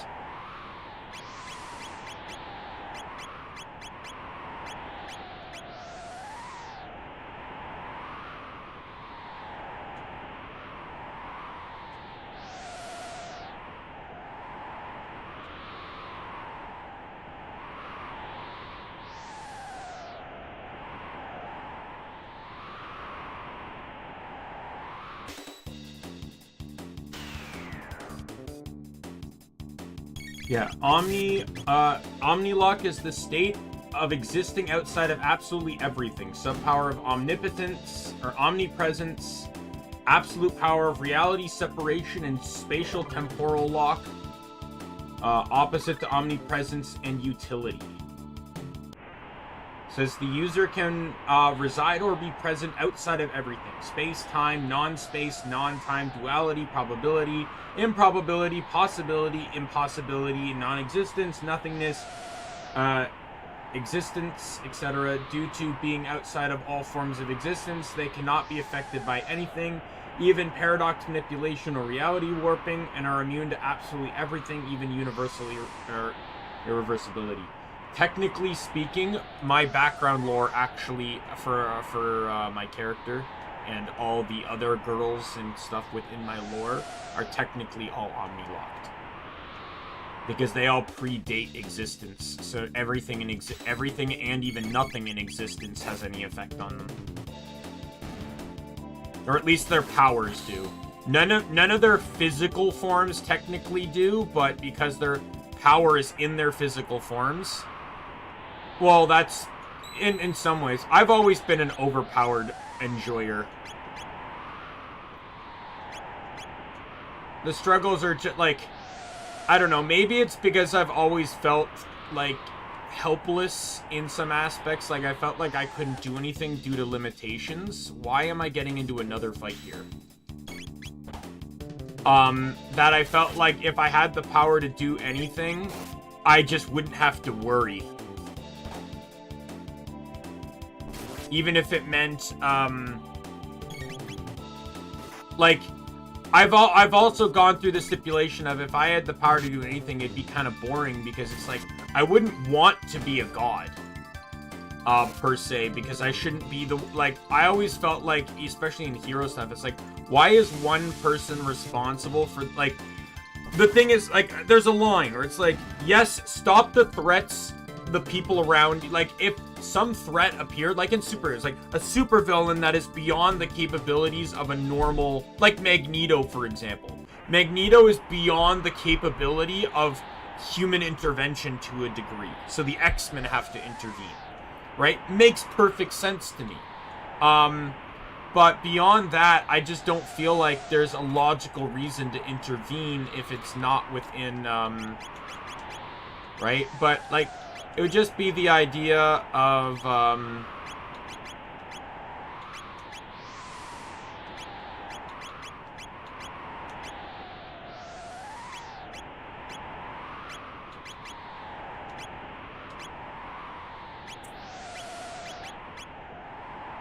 I don't want to, though. I also only have the Berserk ring. I don't have the other ring you're talking about.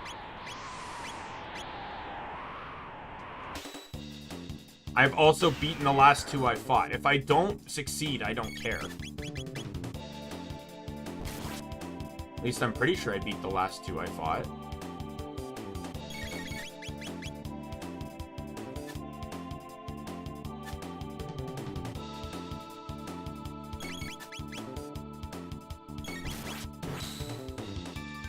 Yeah, there we go. I beat it.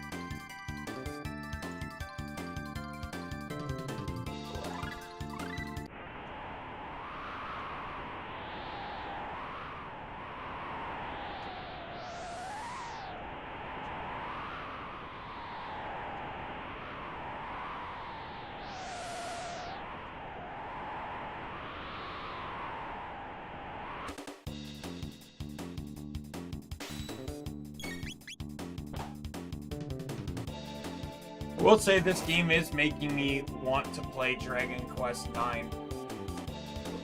I will also say that depending on how long this game takes, I may not actually care about doing all the endings. Like, it says something, like, what's the current 100% speedrun for this? Or all endings? Chrono, Trigger... Speedrun.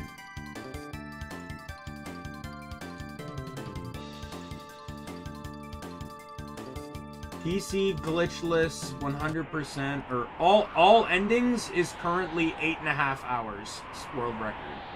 100% oddly enough somehow is only 3 hours and 55 minutes.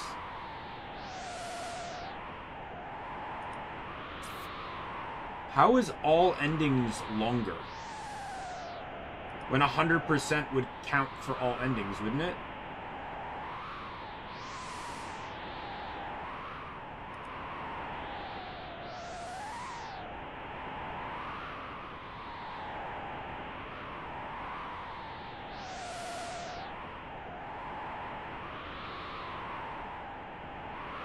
"100% means all quests given by the Guru of Time and the quest giver. Revive Chrono, Green Dream, Wonder Shot, blah, blah.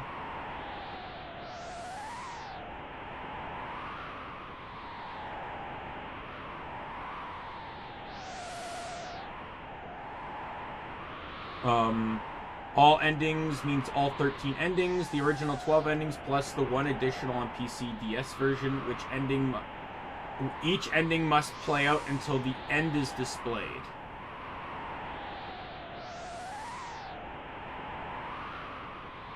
I don't really care. I probably knew most of that stuff anyways, even if subconsciously. I knew Chrono dies. I know that. I knew that for a while. That was spoiled in a Dorkly video, I believe.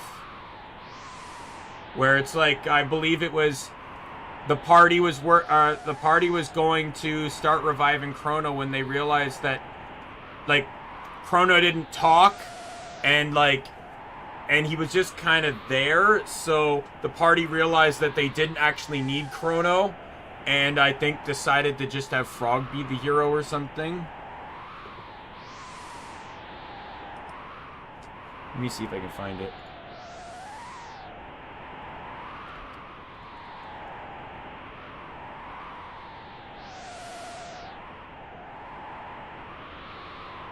There's actually quite a few Dorkly Chrono Trigger stuff. Yeah, everybody hates Chrono.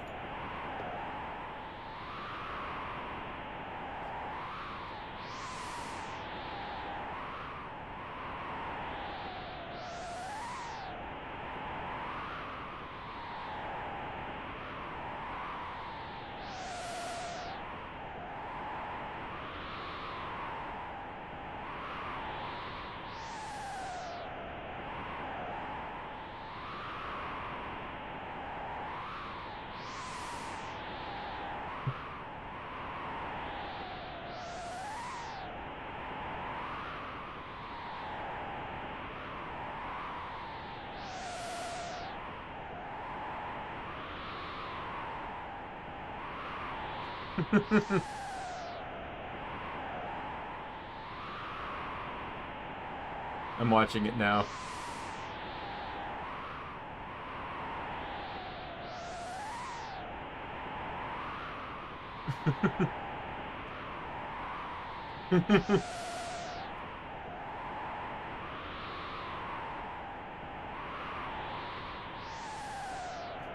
Let's get out of here. My nipples can pass ice too.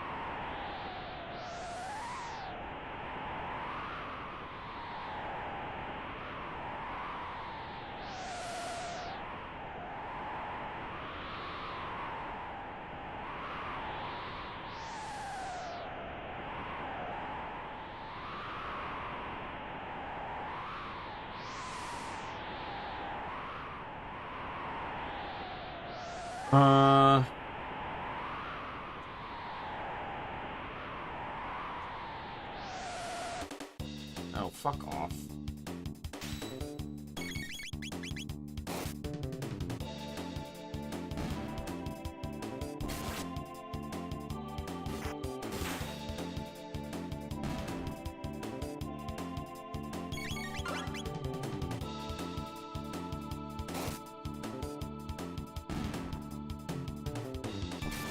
I'm gonna potion everyone after this.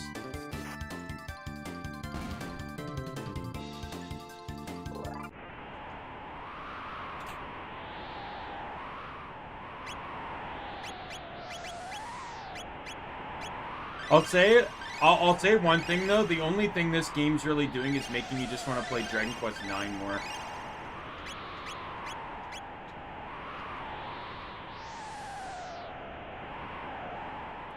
Because I'll say this, for games that have a repetitive, like, I'm not saying the story's repetitive, but the gameplay may be. If a game's long enough that it takes quite a while to beat just to get the first ending, I generally just feel like if I want to know the story but I don't care to play the game anymore, I just cheat my characters. Like insta-kill, max health, god mode, whatever, to see the rest of the stories. Because at that point, I feel like I've gotten enough out of the game. I don't need to,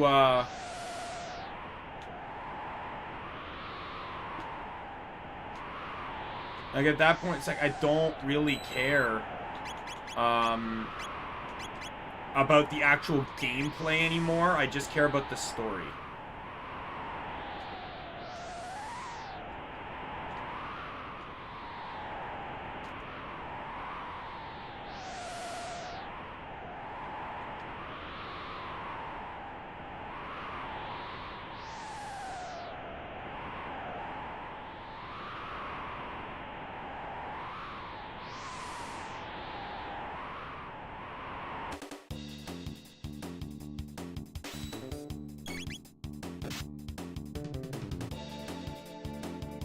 Well, like, I know you sort of have, like, a time-traveling New Game Plus, like, because remember, I watched the all-ending speedrun, or 100% speedrun, or whatever.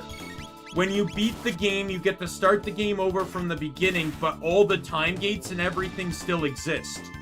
So you can go to the end of time, you can travel to any time period, but you carry over all your level and equipments and stuff.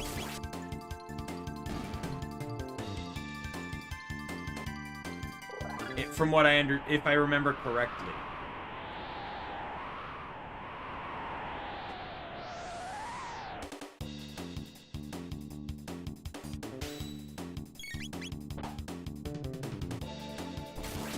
So, like, if I don't have to redo a lot of work, we'll see, but again, it just depends on how long this takes. And yeah, probably. The other thing, you gotta keep in mind too, one of the reasons why I play multiple games at a time is so I don't get bored of the one game I'm playing. It's also to prevent myself from going in too hard into one game, right? Like if I was playing Pokemon Infinite Fusion only, I probably wouldn't have done the 3 playthroughs. Because just the overthinking and stuff, overanalyzing, all of that would have like I've had games like Borderlands and stuff like just destroy me because of how much overthinking I put into them.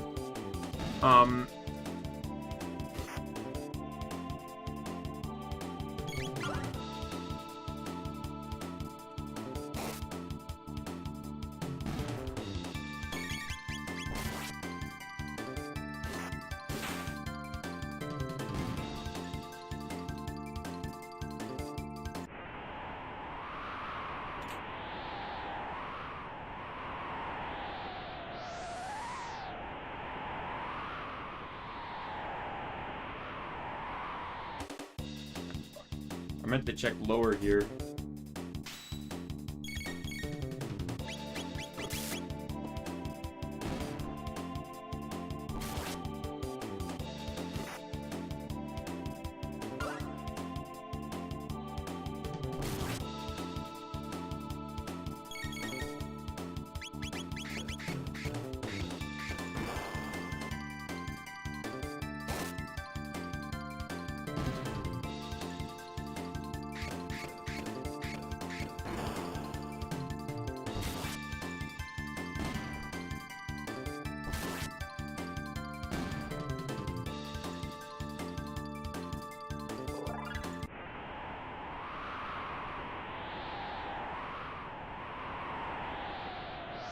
Oh wow, did they actually kill them?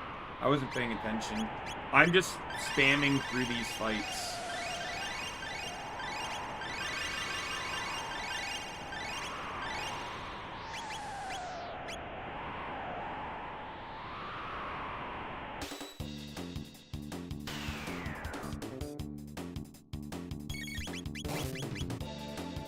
Well, both both Frog and Chrono were at.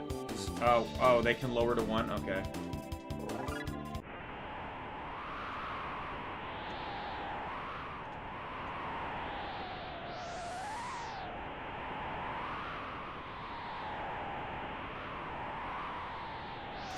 Yeah, I don't want to start a second game until I get an understanding of what I'm doing. As I said before too, I will not be playing, I'm putting Ys 10 on delay because apparently they decided that 2 or 3 months after releasing in the West, they were going to announce a newer version of the game, Proud Mode, which includes more areas, content, etc., and gives no benefit to previously owning the game. So there is literally zero reason for me to actually buy the original game if they're just going to re-release a better version of said game. So, yeah. Who got Cure 2? You did.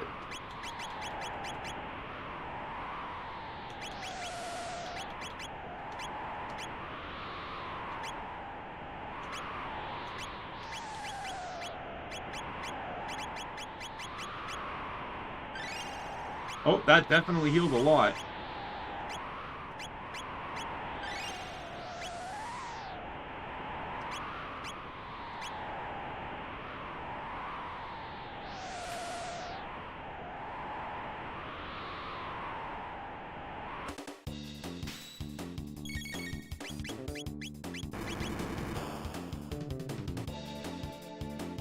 I fucking hate you.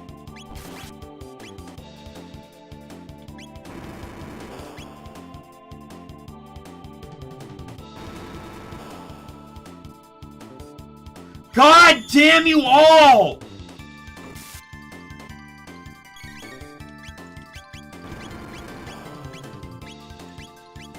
Oh my god.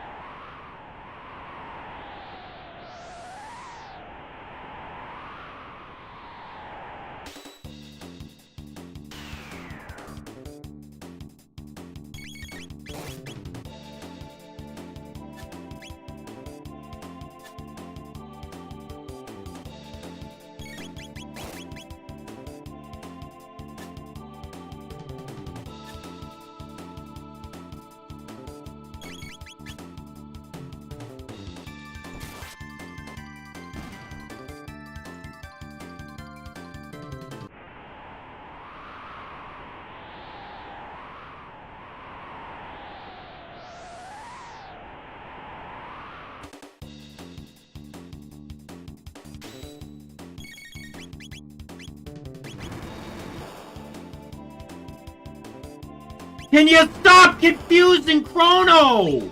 God damn it!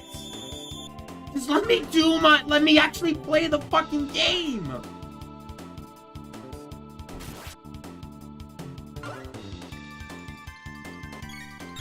God, this is the reason I rage quit Dragon Quest XI. Was because there were about 40 million ways to stop you from attacking!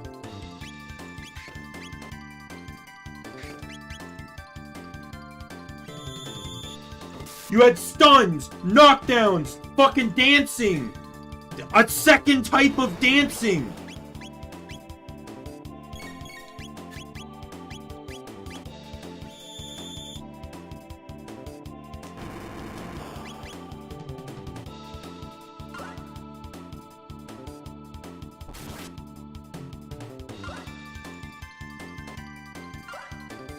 Let me attack.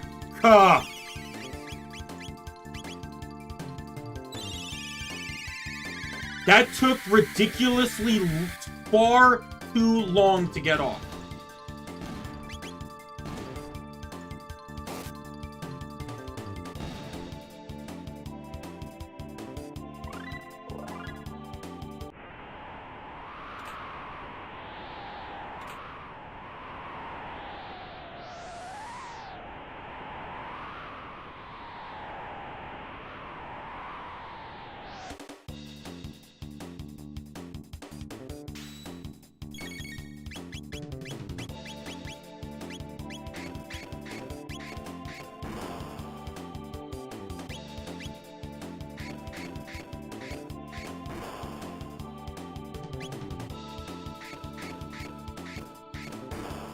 I appreciate you so much.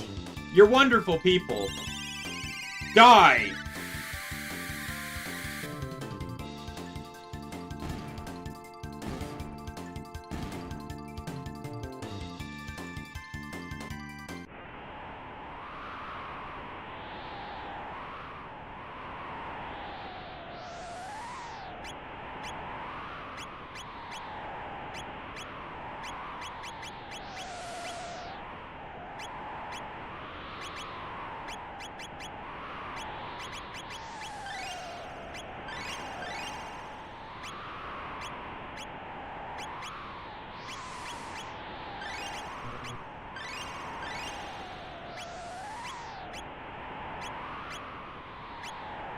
You know what I'm gonna do? I'm giving you the fucking thing that... this one. And then I'm giving you... the counter thing. Because you have the attack to make it work.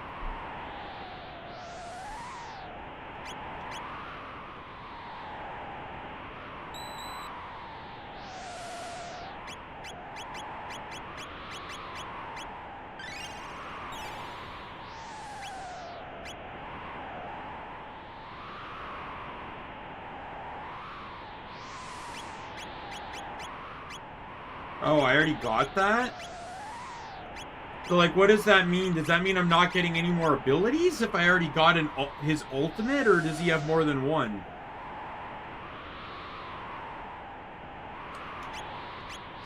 Also, you say non-elemental, but the game specifically labels it as a light spell.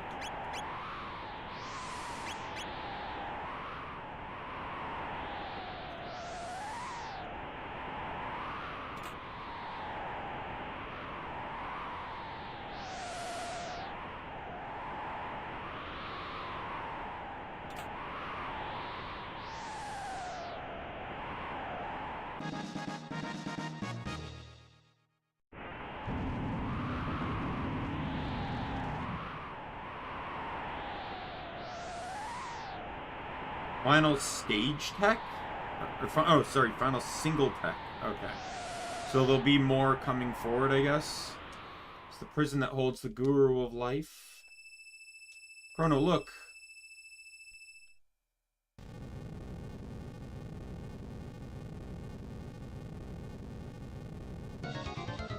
Oh, yay.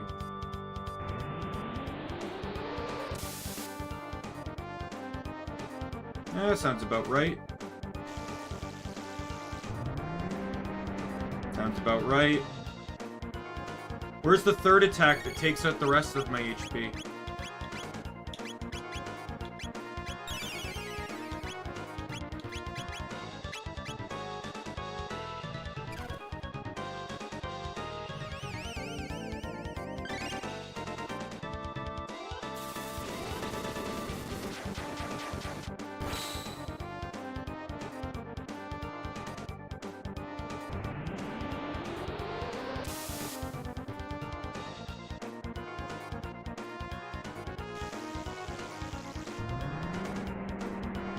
Do I need to attack his hands?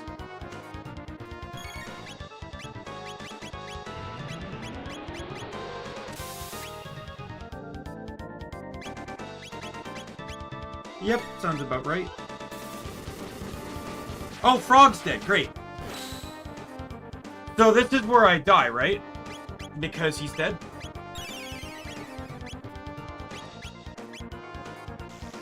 Yep.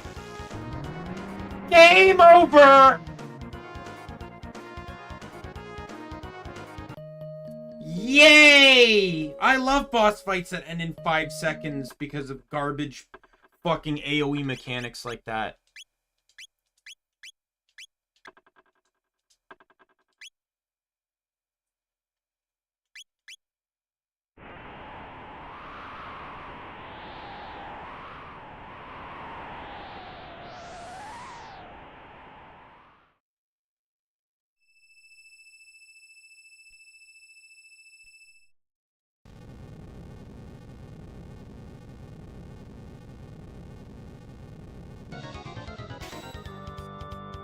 The fact that he just instantly gets to start with 2 attacks that take out 2/3 of my HP is already bullshit.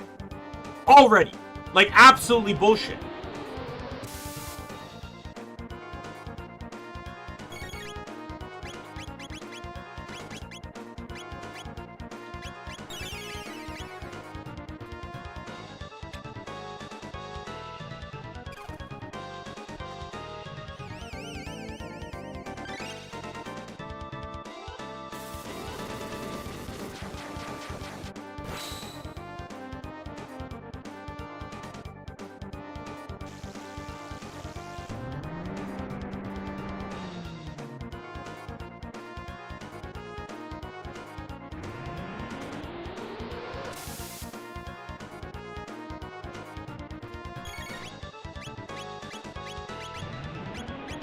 Ah!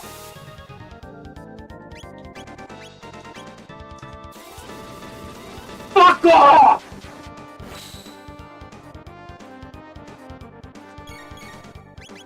Game over. Yep.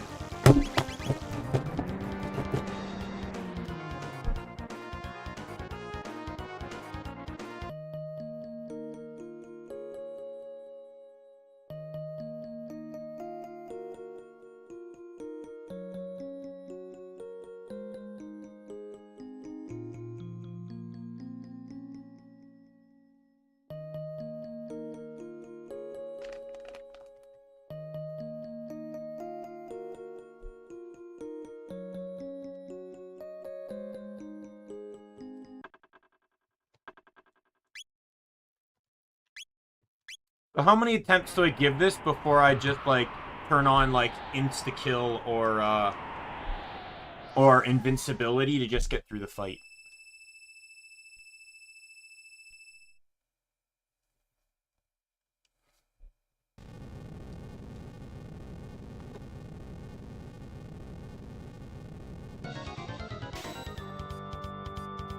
Because I've said this before, that with the anger problems I have, I feel more comfortable cheating myself through a hard boss fight than literally mentally destroying myself.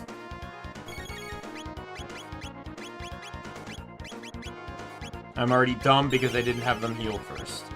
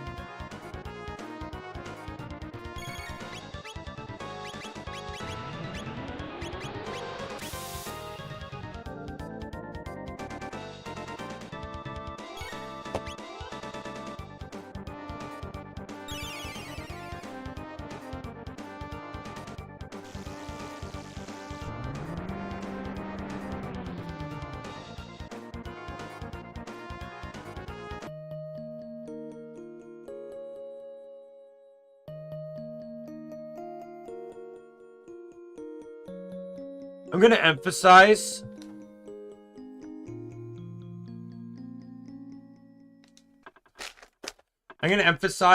to your point, Lizreal, there should be no fights in any game that require you to, unless it's plot relevant, should require you to have any one specific piece of equipment or gear to ensure that you succeed. He should not be doing this much damage with fire and dark resistant armor that would have required you to open those very specific chests to ensure that you survive the attacks.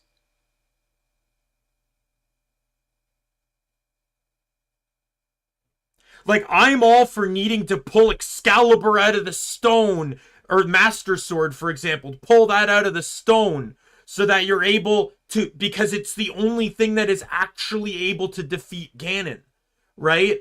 All that shit makes sense, but it's not like they make you fight Ganon prior to that, expecting you to beat him when you legitimately can't.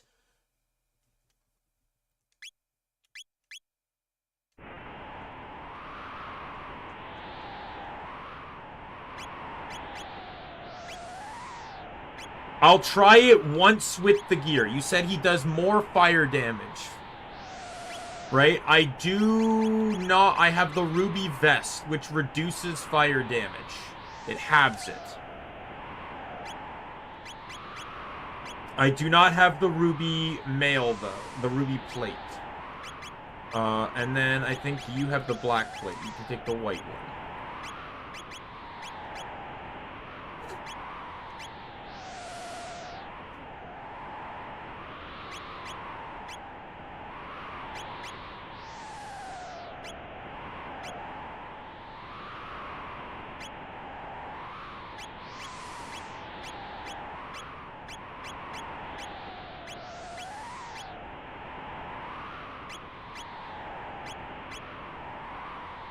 I want to save so I don't have to make that change again. Oh, it's gone. That's fantastic. So yeah, I get to make that change again.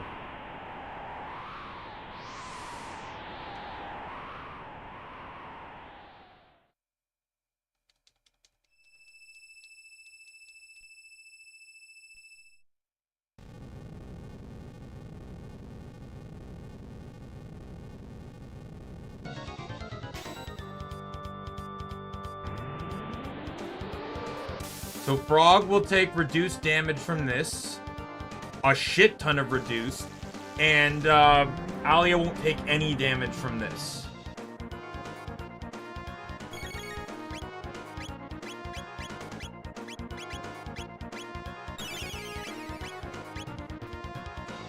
Considering Frog was the only one dying initially when I was trying to get out the second heal, this should be fine now.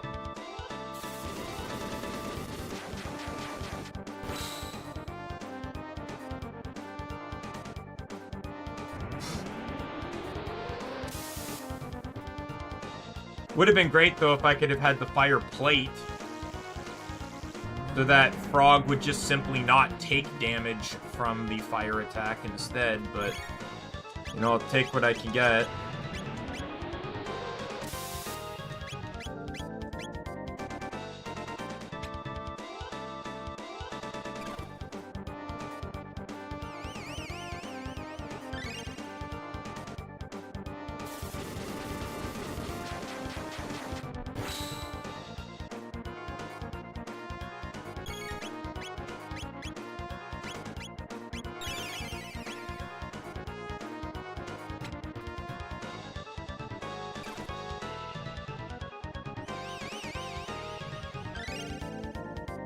By now, but learn every 2x and 3x tech by level 40. Okay. I don't really know what half of that means, but sure. I barely use any of the 2 techs, and I have no 3 techs, to my knowledge, so... as I was telling Lizreal before, the entire reason I don't use the 2 techs is because I find most of them useless. Outside of the healing ones... I can get just as much damage from having 2 people independently attack.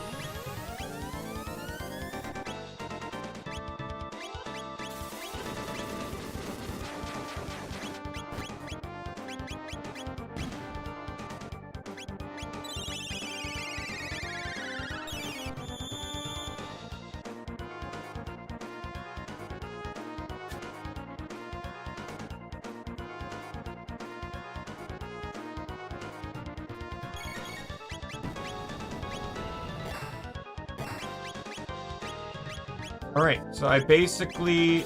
So... Wait, okay. I have my strategy instead here. I already know what he's gonna do again. I'm gonna do this. I'm gonna take out his left hand on the right side there, because that's healing the head, and then leave the other hand and attack the head, because otherwise I'm not gonna get anywhere.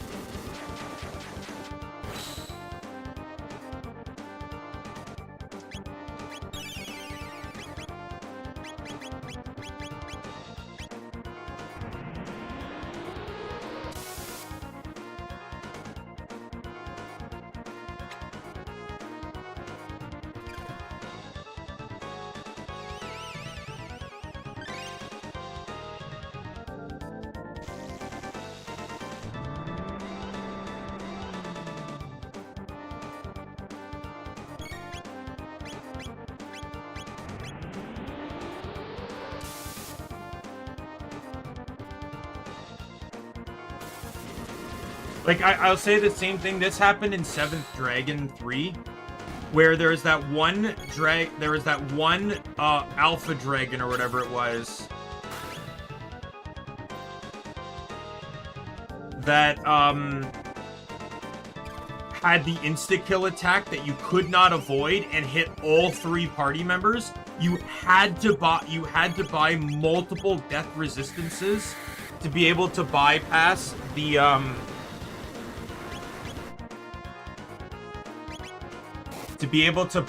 why are you attacking the... Oh, counterattack. You had to buy multiple 50% death resistances to stack them to 100% to be able to actually beat that boss. You actually had to leave and go buy equipment to handle that boss.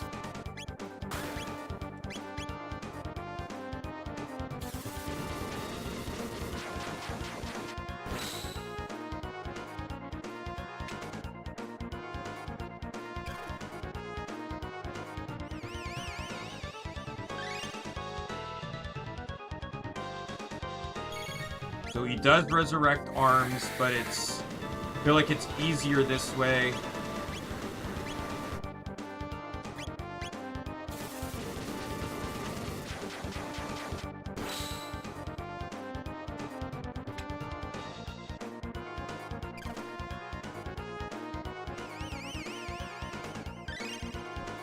Yeah, but if the Slurp Kiss does better AoE healing.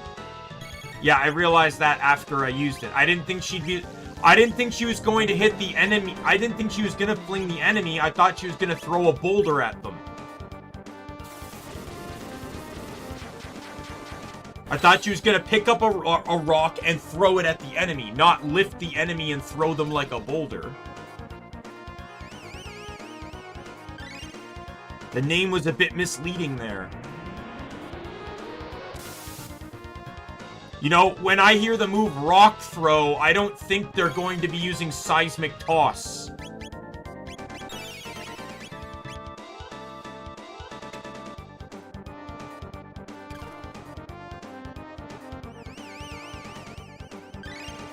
Yeah, as the frustration with this game gets to be more and more, I'm not hating it, but I highly, highly do not expect me to play more than one ending.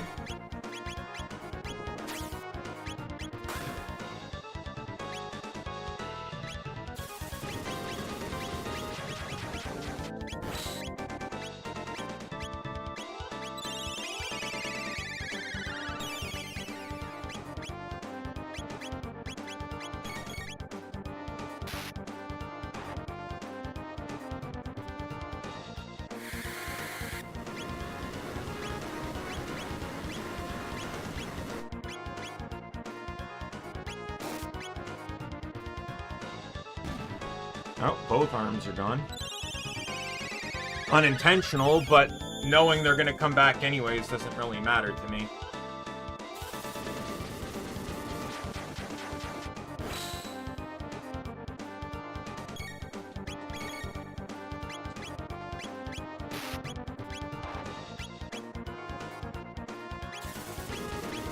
You know what I'm gonna have Frog do? I'll have him use an ether on Chrono, so he can be ready to frenzy some more. Yeah, I am just going to wait. I'll have you frenzy this hand here, and I'll wait for them to attack so I can heal right after.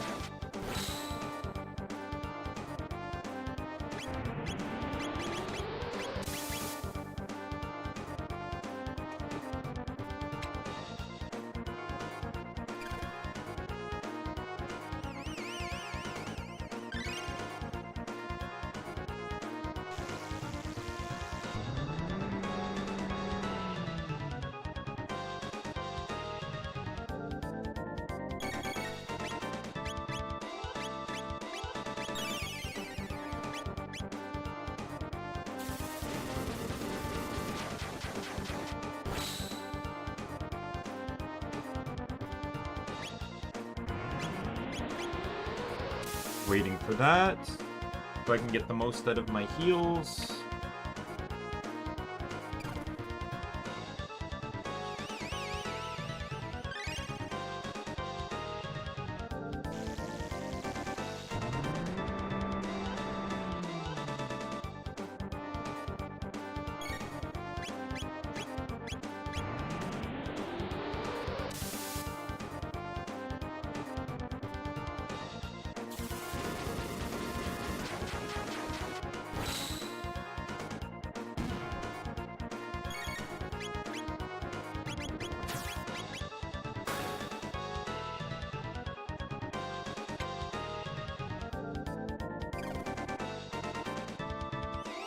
I will use whatever strategy works that keeps me alive. I don't care about the rest.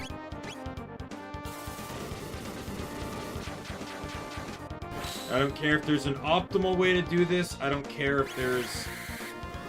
You know, if I'm missing 1 point of min-maxed damage or armor, I do not fucking care.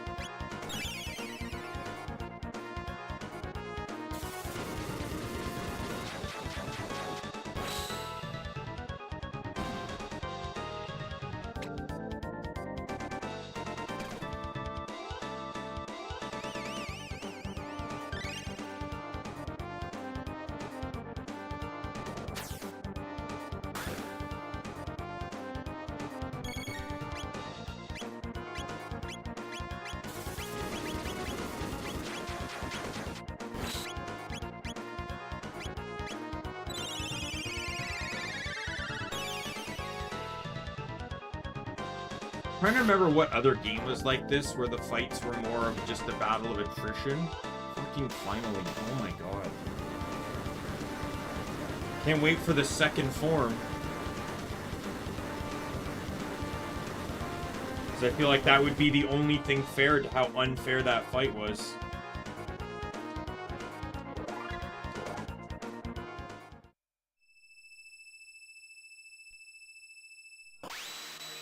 See, I don't really agree with well fought because I only won through equipment gimmicks. Which should never be how you actually win a fight. If you can cheese a fight that way, sure, fine, go ahead. But you shouldn't have to rely on that to win. Old man Mechanor. Indeed. I am none other. But how do you know my name? I do not believe we've met. More precisely, what of the Queen and the Ocean Palace? Do you know what has happened? See, the Queen's mind has already eroded to that extent. It seems the more energy the Mammon machine absorbs, the further the Queen descends into madness. The immortal Larvos is overtaking her soul from within his slumber beneath the waves. We must flee. The seal is broken. It will bring down the mountain. Come. Make haste. Mountain of woe. Mountain's falling.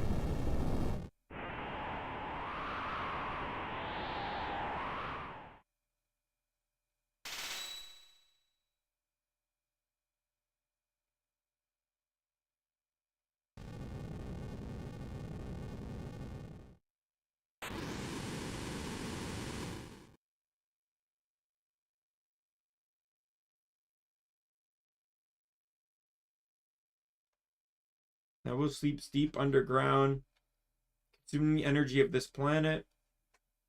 Brought so near, the Mammon machine could very well awaken him. We must hurry before it's too late. Elder Lady Scalana is here. What? Scala?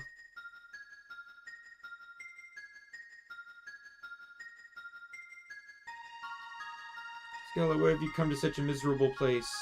Not degrade yourselves. We enlightened ones were once the same as you. The only difference is we are now puppets of Lavos. Such a filthy place. When the mountain fell, I knew I would find you here. Is it safe for you to leave the palace? Whether it is safe or not no longer matters. The Ocean Palace is complete. Then all is lost. Not at all. Without me, the Maui machine is no more than a vessel. I will not activate that evil thing again. Kept the skyway open. Please, you must stop my lady mother. Dear. Dalton, it would be quite an inconvenience if you failed to activate the machine. Dalton, leave her alone. Ah, the fossil speaks. Be silent. You'll come to the Ocean Palace with me, cause any troubles in your life is, well, I will bear no responsibilities. None of the Queen's brats know their place, do they? Oh, let's not be hasty. I'd be more than happy to take the life of this little pearl. I do not fear the Queen. Shall we be on our way? Scala, dear, your mother is waiting.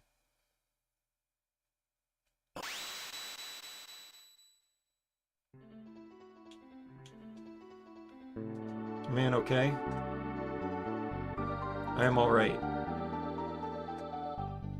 But we must rescue Scala, or there will be terrible consequences. There's no hope of rescuing her. Not even you. Not even for you. Melchior. If the Queen's plans come to fruition, there's no hope for life as we know it. You would go and stop her? Your pardons, you risk your life for us time and time again. I do not even know your names. Think not of it. We've a debt to repay you for your repair to the Messam unit. Whatever you're talking about. Chrono, go now. Hey, take this with you. Made from the same red stone as the Mammon machine, with it, should be able to destroy the thing for good.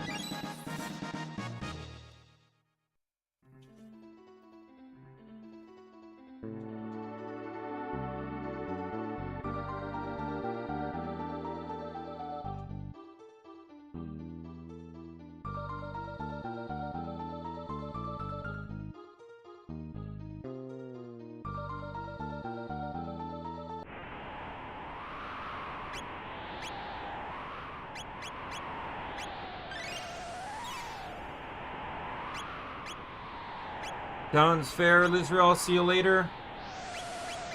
I really would like to... I'm going to keep going because I want to try and get through as much of this as I can.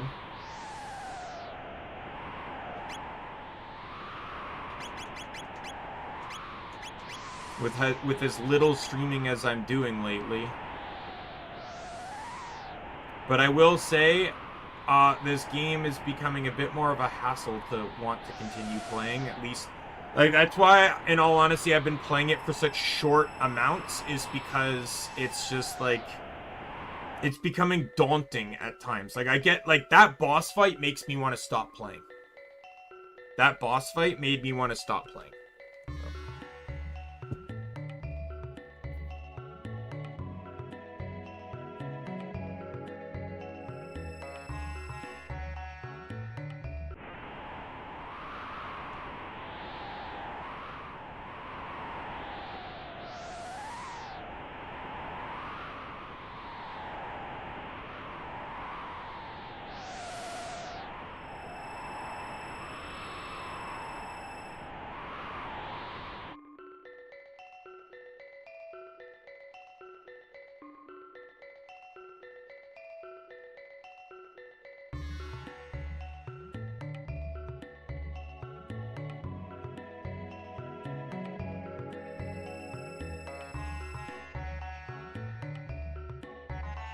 Like, I don't feel accomplished for winning that fight.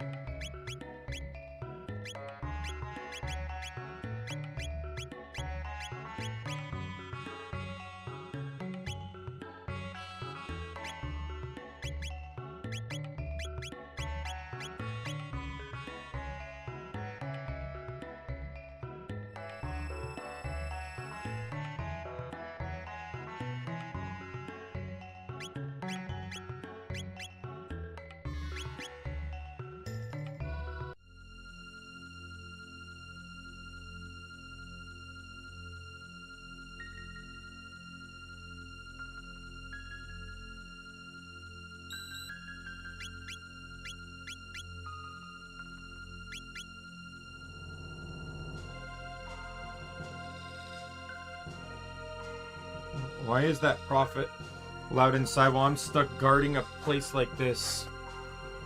No, you came. Decided to leave you alone before, hoping you might make that prophet show his true colors, but I've no use for you anymore. Your history.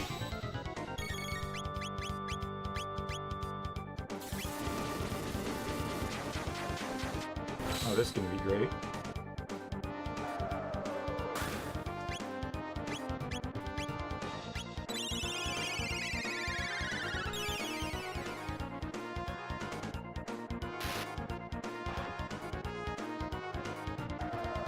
I'm assuming I have to use magic?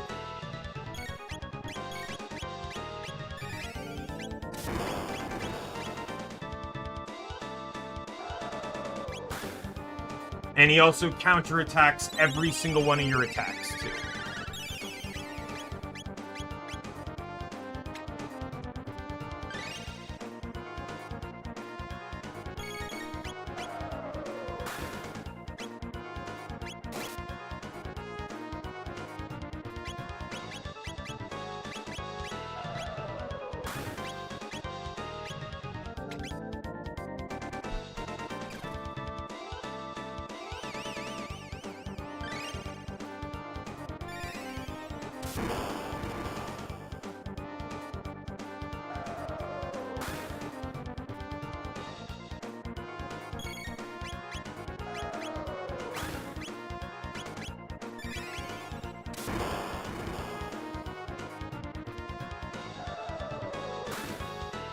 So when can I stop having to spam magic and actually start using a sword?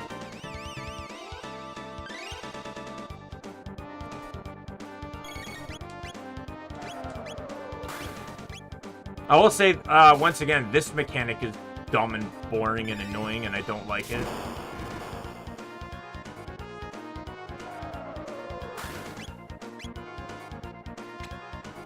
Like, I don't like this, like, you know, forced magic at times. Like, it's very irritating. I'm also not a huge fan of the combat pattern of, like, your only good heals are the ones that require 2/3 of your party to perform. So you really only have one attacker. I'm fine with that for certain fights. Like, I didn't mind that for Yizvat in Final Fantasy XII, but to dedicate 2/3 of my party to non-attacking is really annoying.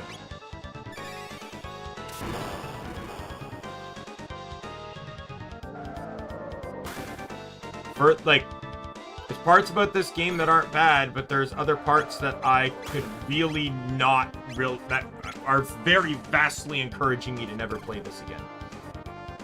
I will get to one ending, and it, depending on the bullshit, may or may not involve cheating.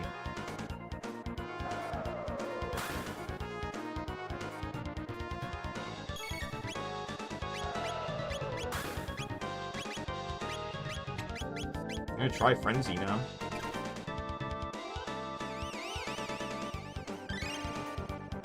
Her counterattack worked, so... Nope. Nope.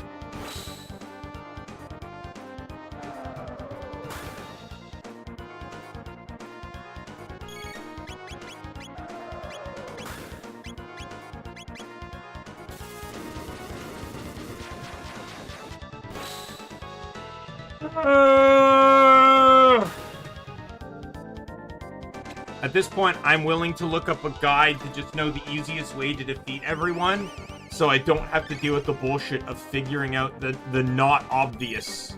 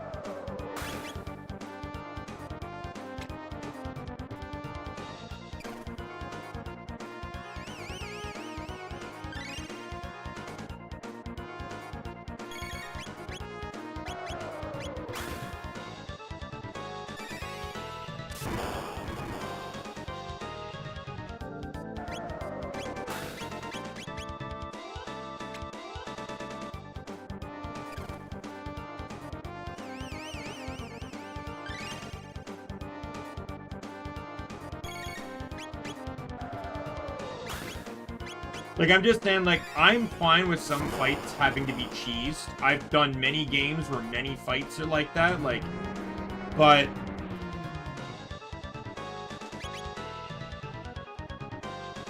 Oh, we beat him. But this game just feels like every single fight needs to be cheesed. And at that point, it's just fucking dumb and stupid, and I hate it. No, I can't be beaten now. Not with eternal life just within my grasp. Like, the battles are so irritating that I literally am, like, losing interest in the plot.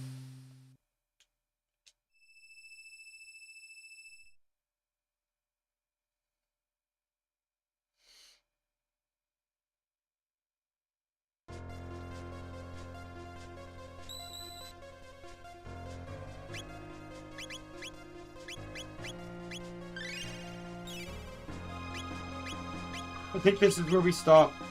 I wanted to stream more, but I'm not really enjoying it.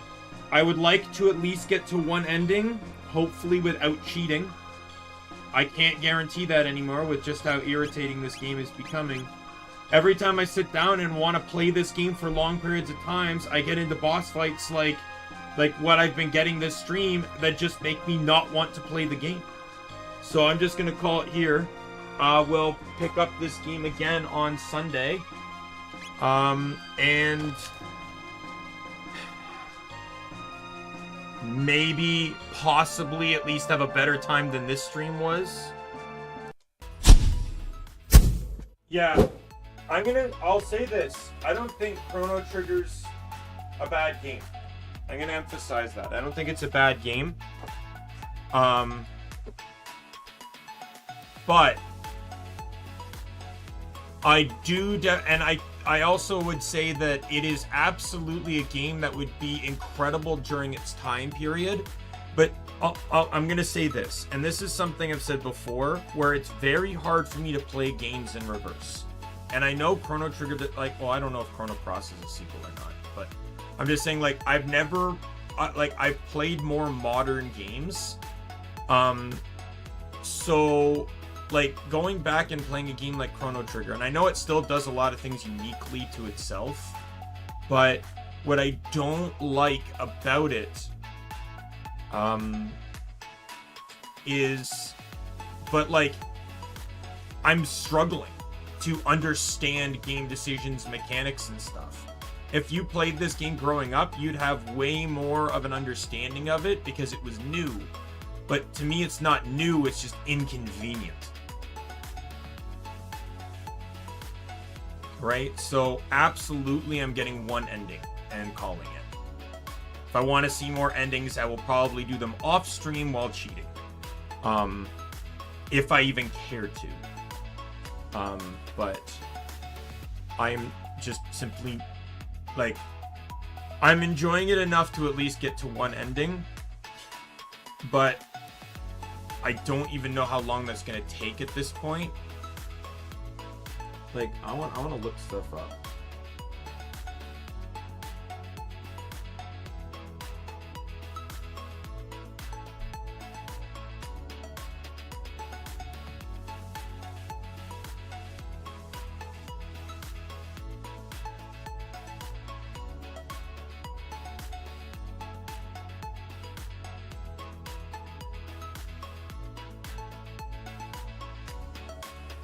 Yeah, okay, so someone made a Reddit post if anyone dislikes it.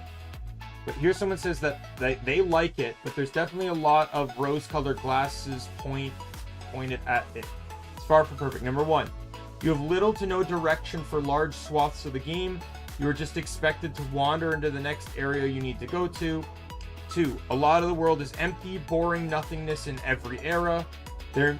There's maybe a single SNES era RPG worth of areas, but they're spread between each different era, which leaves a lot of the world feeling bland. 3, Zeal, arguably the most vivid and interesting of all the game settings, feels flat out unfinished. There's practically nothing in the lower world maps, and there's a lot of clear spots in the different islands in the sky where that were supposed to be either dungeons or part of the town that aren't, like the extra long bridge to the little island with a telepoint that isn't actually a telepoint. Or this one's more of a personal gripe, but you spend the majority of the game in the least developed timelines, prehistoric and future. It kind of felt like an excuse to get away from not fleshing out the worlds with towns and NPCs as much as the typical for that era of JRPG. 5, there were some serious balancing issues with combat, and combat's my problem. Especially double, triple techs. Some of them were OP as hell, while others were hot garbage. Magic was likewise all over the place, either being overtly powerful or totally worthless. I don't know if I would necessarily say that. I just kind of dislike, well, I guess I dislike the boss fights more than anything, but I just dislike the fact that some enemies can just straight up destroy you without any reason to it. Your entire party is arguably the weakest part of the entire plot. The only characters that get any meaningful development are Marley at the beginning and Frog through the Middle Ages. Everyone else gets little snippets, but ultimately with little motivation for any of them to be traveling together or fighting Lavos. The only exception is Magnus, the one optional character, and I do know about him as well, but I probably don't even care about it.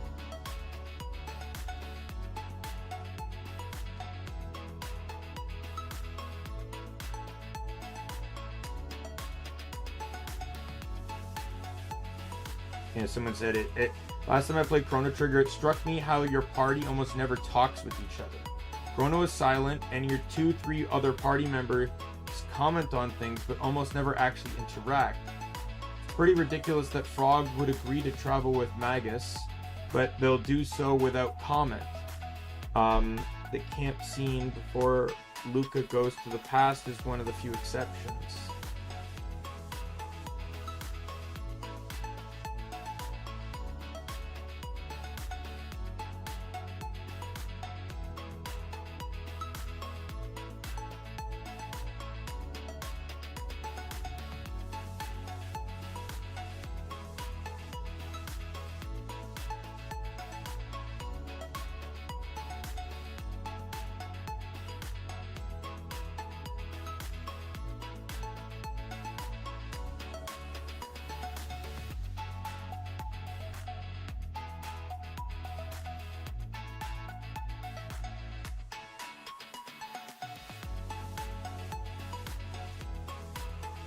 And what else? Someone says,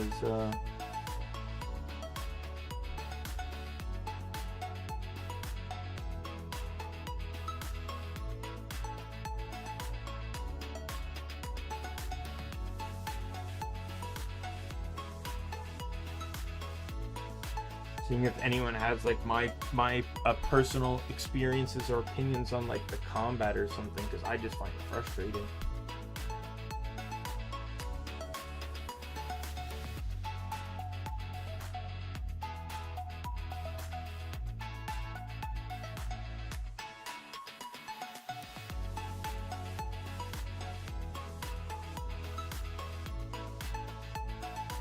Oh, here's someone that says, oh,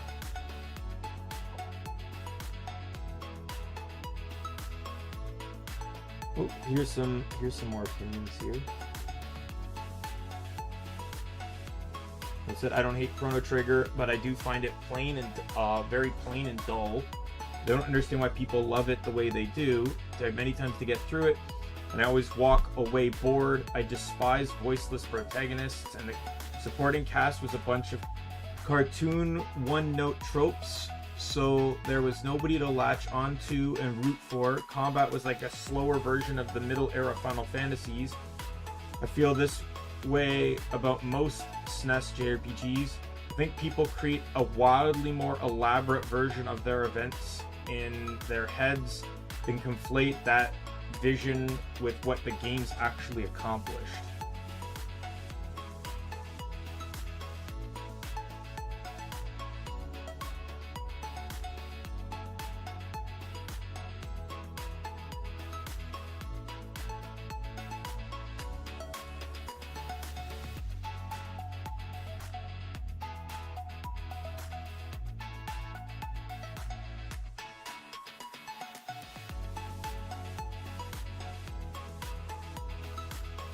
Never got far with CT. I tried playing it multiple times and never went past the part where you get Robo because I found it boring.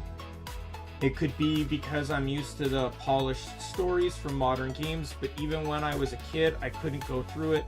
The story was bland and the battle system wasn't fun enough to keep me playing. You know what? I'm gonna call it. If I'm barely tolerating this to get through the story, then I can't imagine. Like, every time I finish a stream of this game, I don't feel happy. I don't feel content. I don't feel excited to play more. If anything, I'm constantly ending these streams early because I'm not enjoying myself. I get into a boss fight, like with that fucking giant guy, that just saps all enjoyment out of me. Right? Like, there's no fun tactics or just trying to get through. It's like just surviving with the same two-step program. Right? I literally frenzy his left arm till it dies, frenzy his head, and then have the others group heal until and rinse and repeat. It didn't feel entertaining to me.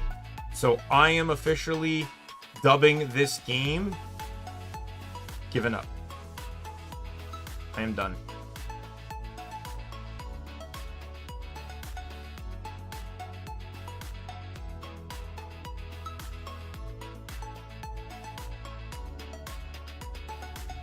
I won't, as it stands right now, I will not come back to Chrono Trigger. Title is updated.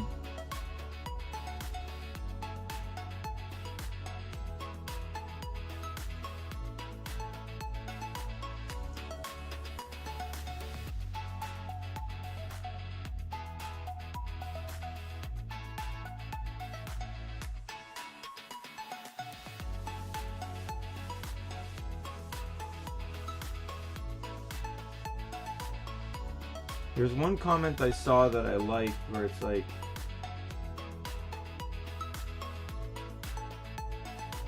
I can't stand Chrono Trigger. I think it's an awful game, and I'll never understand why people love it so dearly. Story is completely mediocre slash disinteresting. The combat is complete slog due to tech slash magic being wildly OP. And then when you get to the final battle, there is an absolutely insane difficulty spike. I basically went through the entirety of the late game spamming like 2 abilities, annihilating everything in my way, and then you get to Lavos' final form, and it's like, well, nope. Hope you're ready to grind for hours, scrub, because you're nowhere near what you need to be. The off-praised battle system itself is good, but that means nothing if you have like 10 completely broken abilities that nullify any sense of strategy or variation. The only thing good about CT is its music. I'll admit, the music's pretty awesome. And it's just like, I don't know if I'm playing the remixed, if they even made remix stuff for this version of the game, but yeah, lots of, I don't hate it, but I'll be straight up UOP. I hate Chrono Trigger. I think the game is boring, gives me anxiety. I can understand that. I had a hard time liking the characters, getting into it, understanding what I should be doing. In fact, I remember very little about the game, which indicates to me all the more that it wasn't great. Every older RPG that I really liked, I have distinct memories of. CT, nothing. At best, I think I remember the fair, some frog, a robot I named Buzzbee, and some silly princess. Was that the game? To be fair, I sort of pit everything against Tsukio 2, Star Ocean, Lunar. I had just finished one of the first Star Oceans before playing Chrono Trigger, and compared to Star Ocean. Yeah, like you notice how I've just been comparing this to a lot of other games like Dragon Quest IX, Final Fantasy XII, etc., in which they have better mechanics that I actually enjoyed participating in. By the way, I have no intention of buying a new game right now, and I know I'm still in this crunch of trying to figure out, so we're just going to play Dragon Quest IX next, going forward. I'll make the thumbnails for it and everything, get it all set up and ready to go.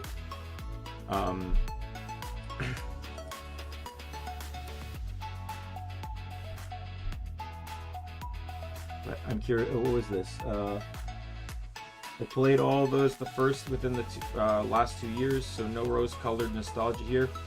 Sincerely, think the game is poor at best. I would love to love time travel in games. The concept sounded so awesome when it was described to me. Honestly, I feel like maybe Live Alive pulled it off a little better.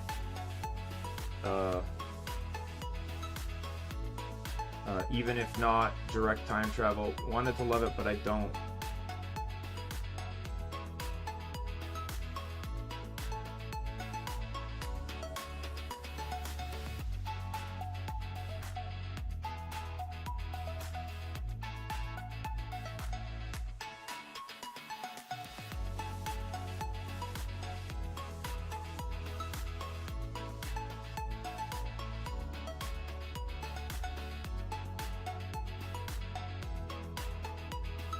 Someone would fall asleep playing the game. It's the only game they would do that with.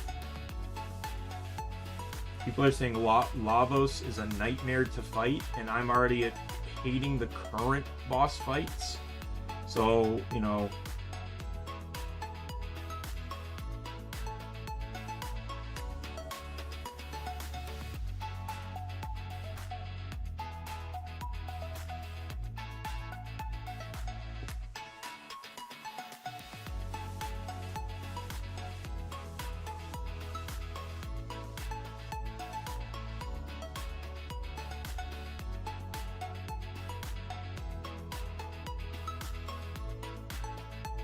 I really enjoyed it the first time through, playing it back in 1996, but also thought it was quite cliched and flawed.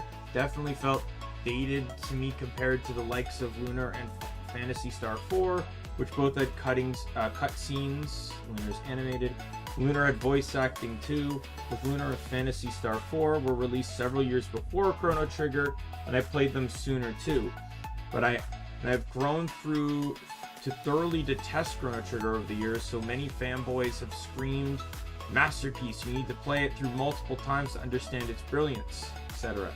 I decided to do that, and each play just bored me more and highlighted more flaws with the game. Personally, I think it's good, but highly overrated, but it's one of them, one which is mostly for beginners, and when people claim it's the gold standard, it just tells me they value graphical charm over other key elements of GFP.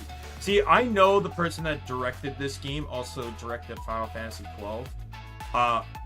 I can just see that this game was like, I know not everyone loves Final Fantasy 12, don't get me wrong, and I criticize a lot about that game, but when it comes down to it, I love it because of the gambits. I don't even give a damn about the characters or the cutscenes. I love the gambit system, and the gambit system is just a 100% better upgrade than this game. Because this game is the gambit system, but without the automation. So it's everything to do with the gambits, the active combat and all that stuff, but you still have to manually do everything. So if you're not acting fast and manually keeping up with everything, the enemy is still attacking you. Right? I feel so much anxiety in these fights, and I don't think the weight battle style is going to help me at all.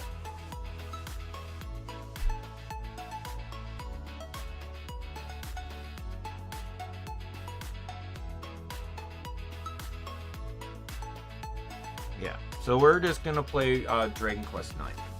Because at the very least, I don't hate that game, and I've already established that I will be using insta-kill attacks against metal slimes to help with grinding and stuff. There is a lot of extra stuff in that game I wouldn't mind doing, and if I can use insta-kill and experience multipliers and stuff to assist in, you know, making the game better, I would like to try to get all the quests done. There's not many. I think there's only like 120 if you count in all the DLC quests, because I think it was 100 in the base game, and then you could connect over Wi-Fi to unlock 20 more quests, and some of those quests actually had plot relevance too, which is dumb. But yeah, I think that's what I'm gonna do. So Chrono Trigger's done. I apologize for anyone that showed up and actually enjoyed this. I don't particularly like giving up on games, but when I'm not enjoying myself or having a good time or just exceedingly getting angry, I don't feel like these types of games are worth playing for me. So with that said, my name's Daimien Kamiya. I am the Omni King, and be a friend, foe, or member of the Omni Council. I'll see you later. Goodbye, everyone.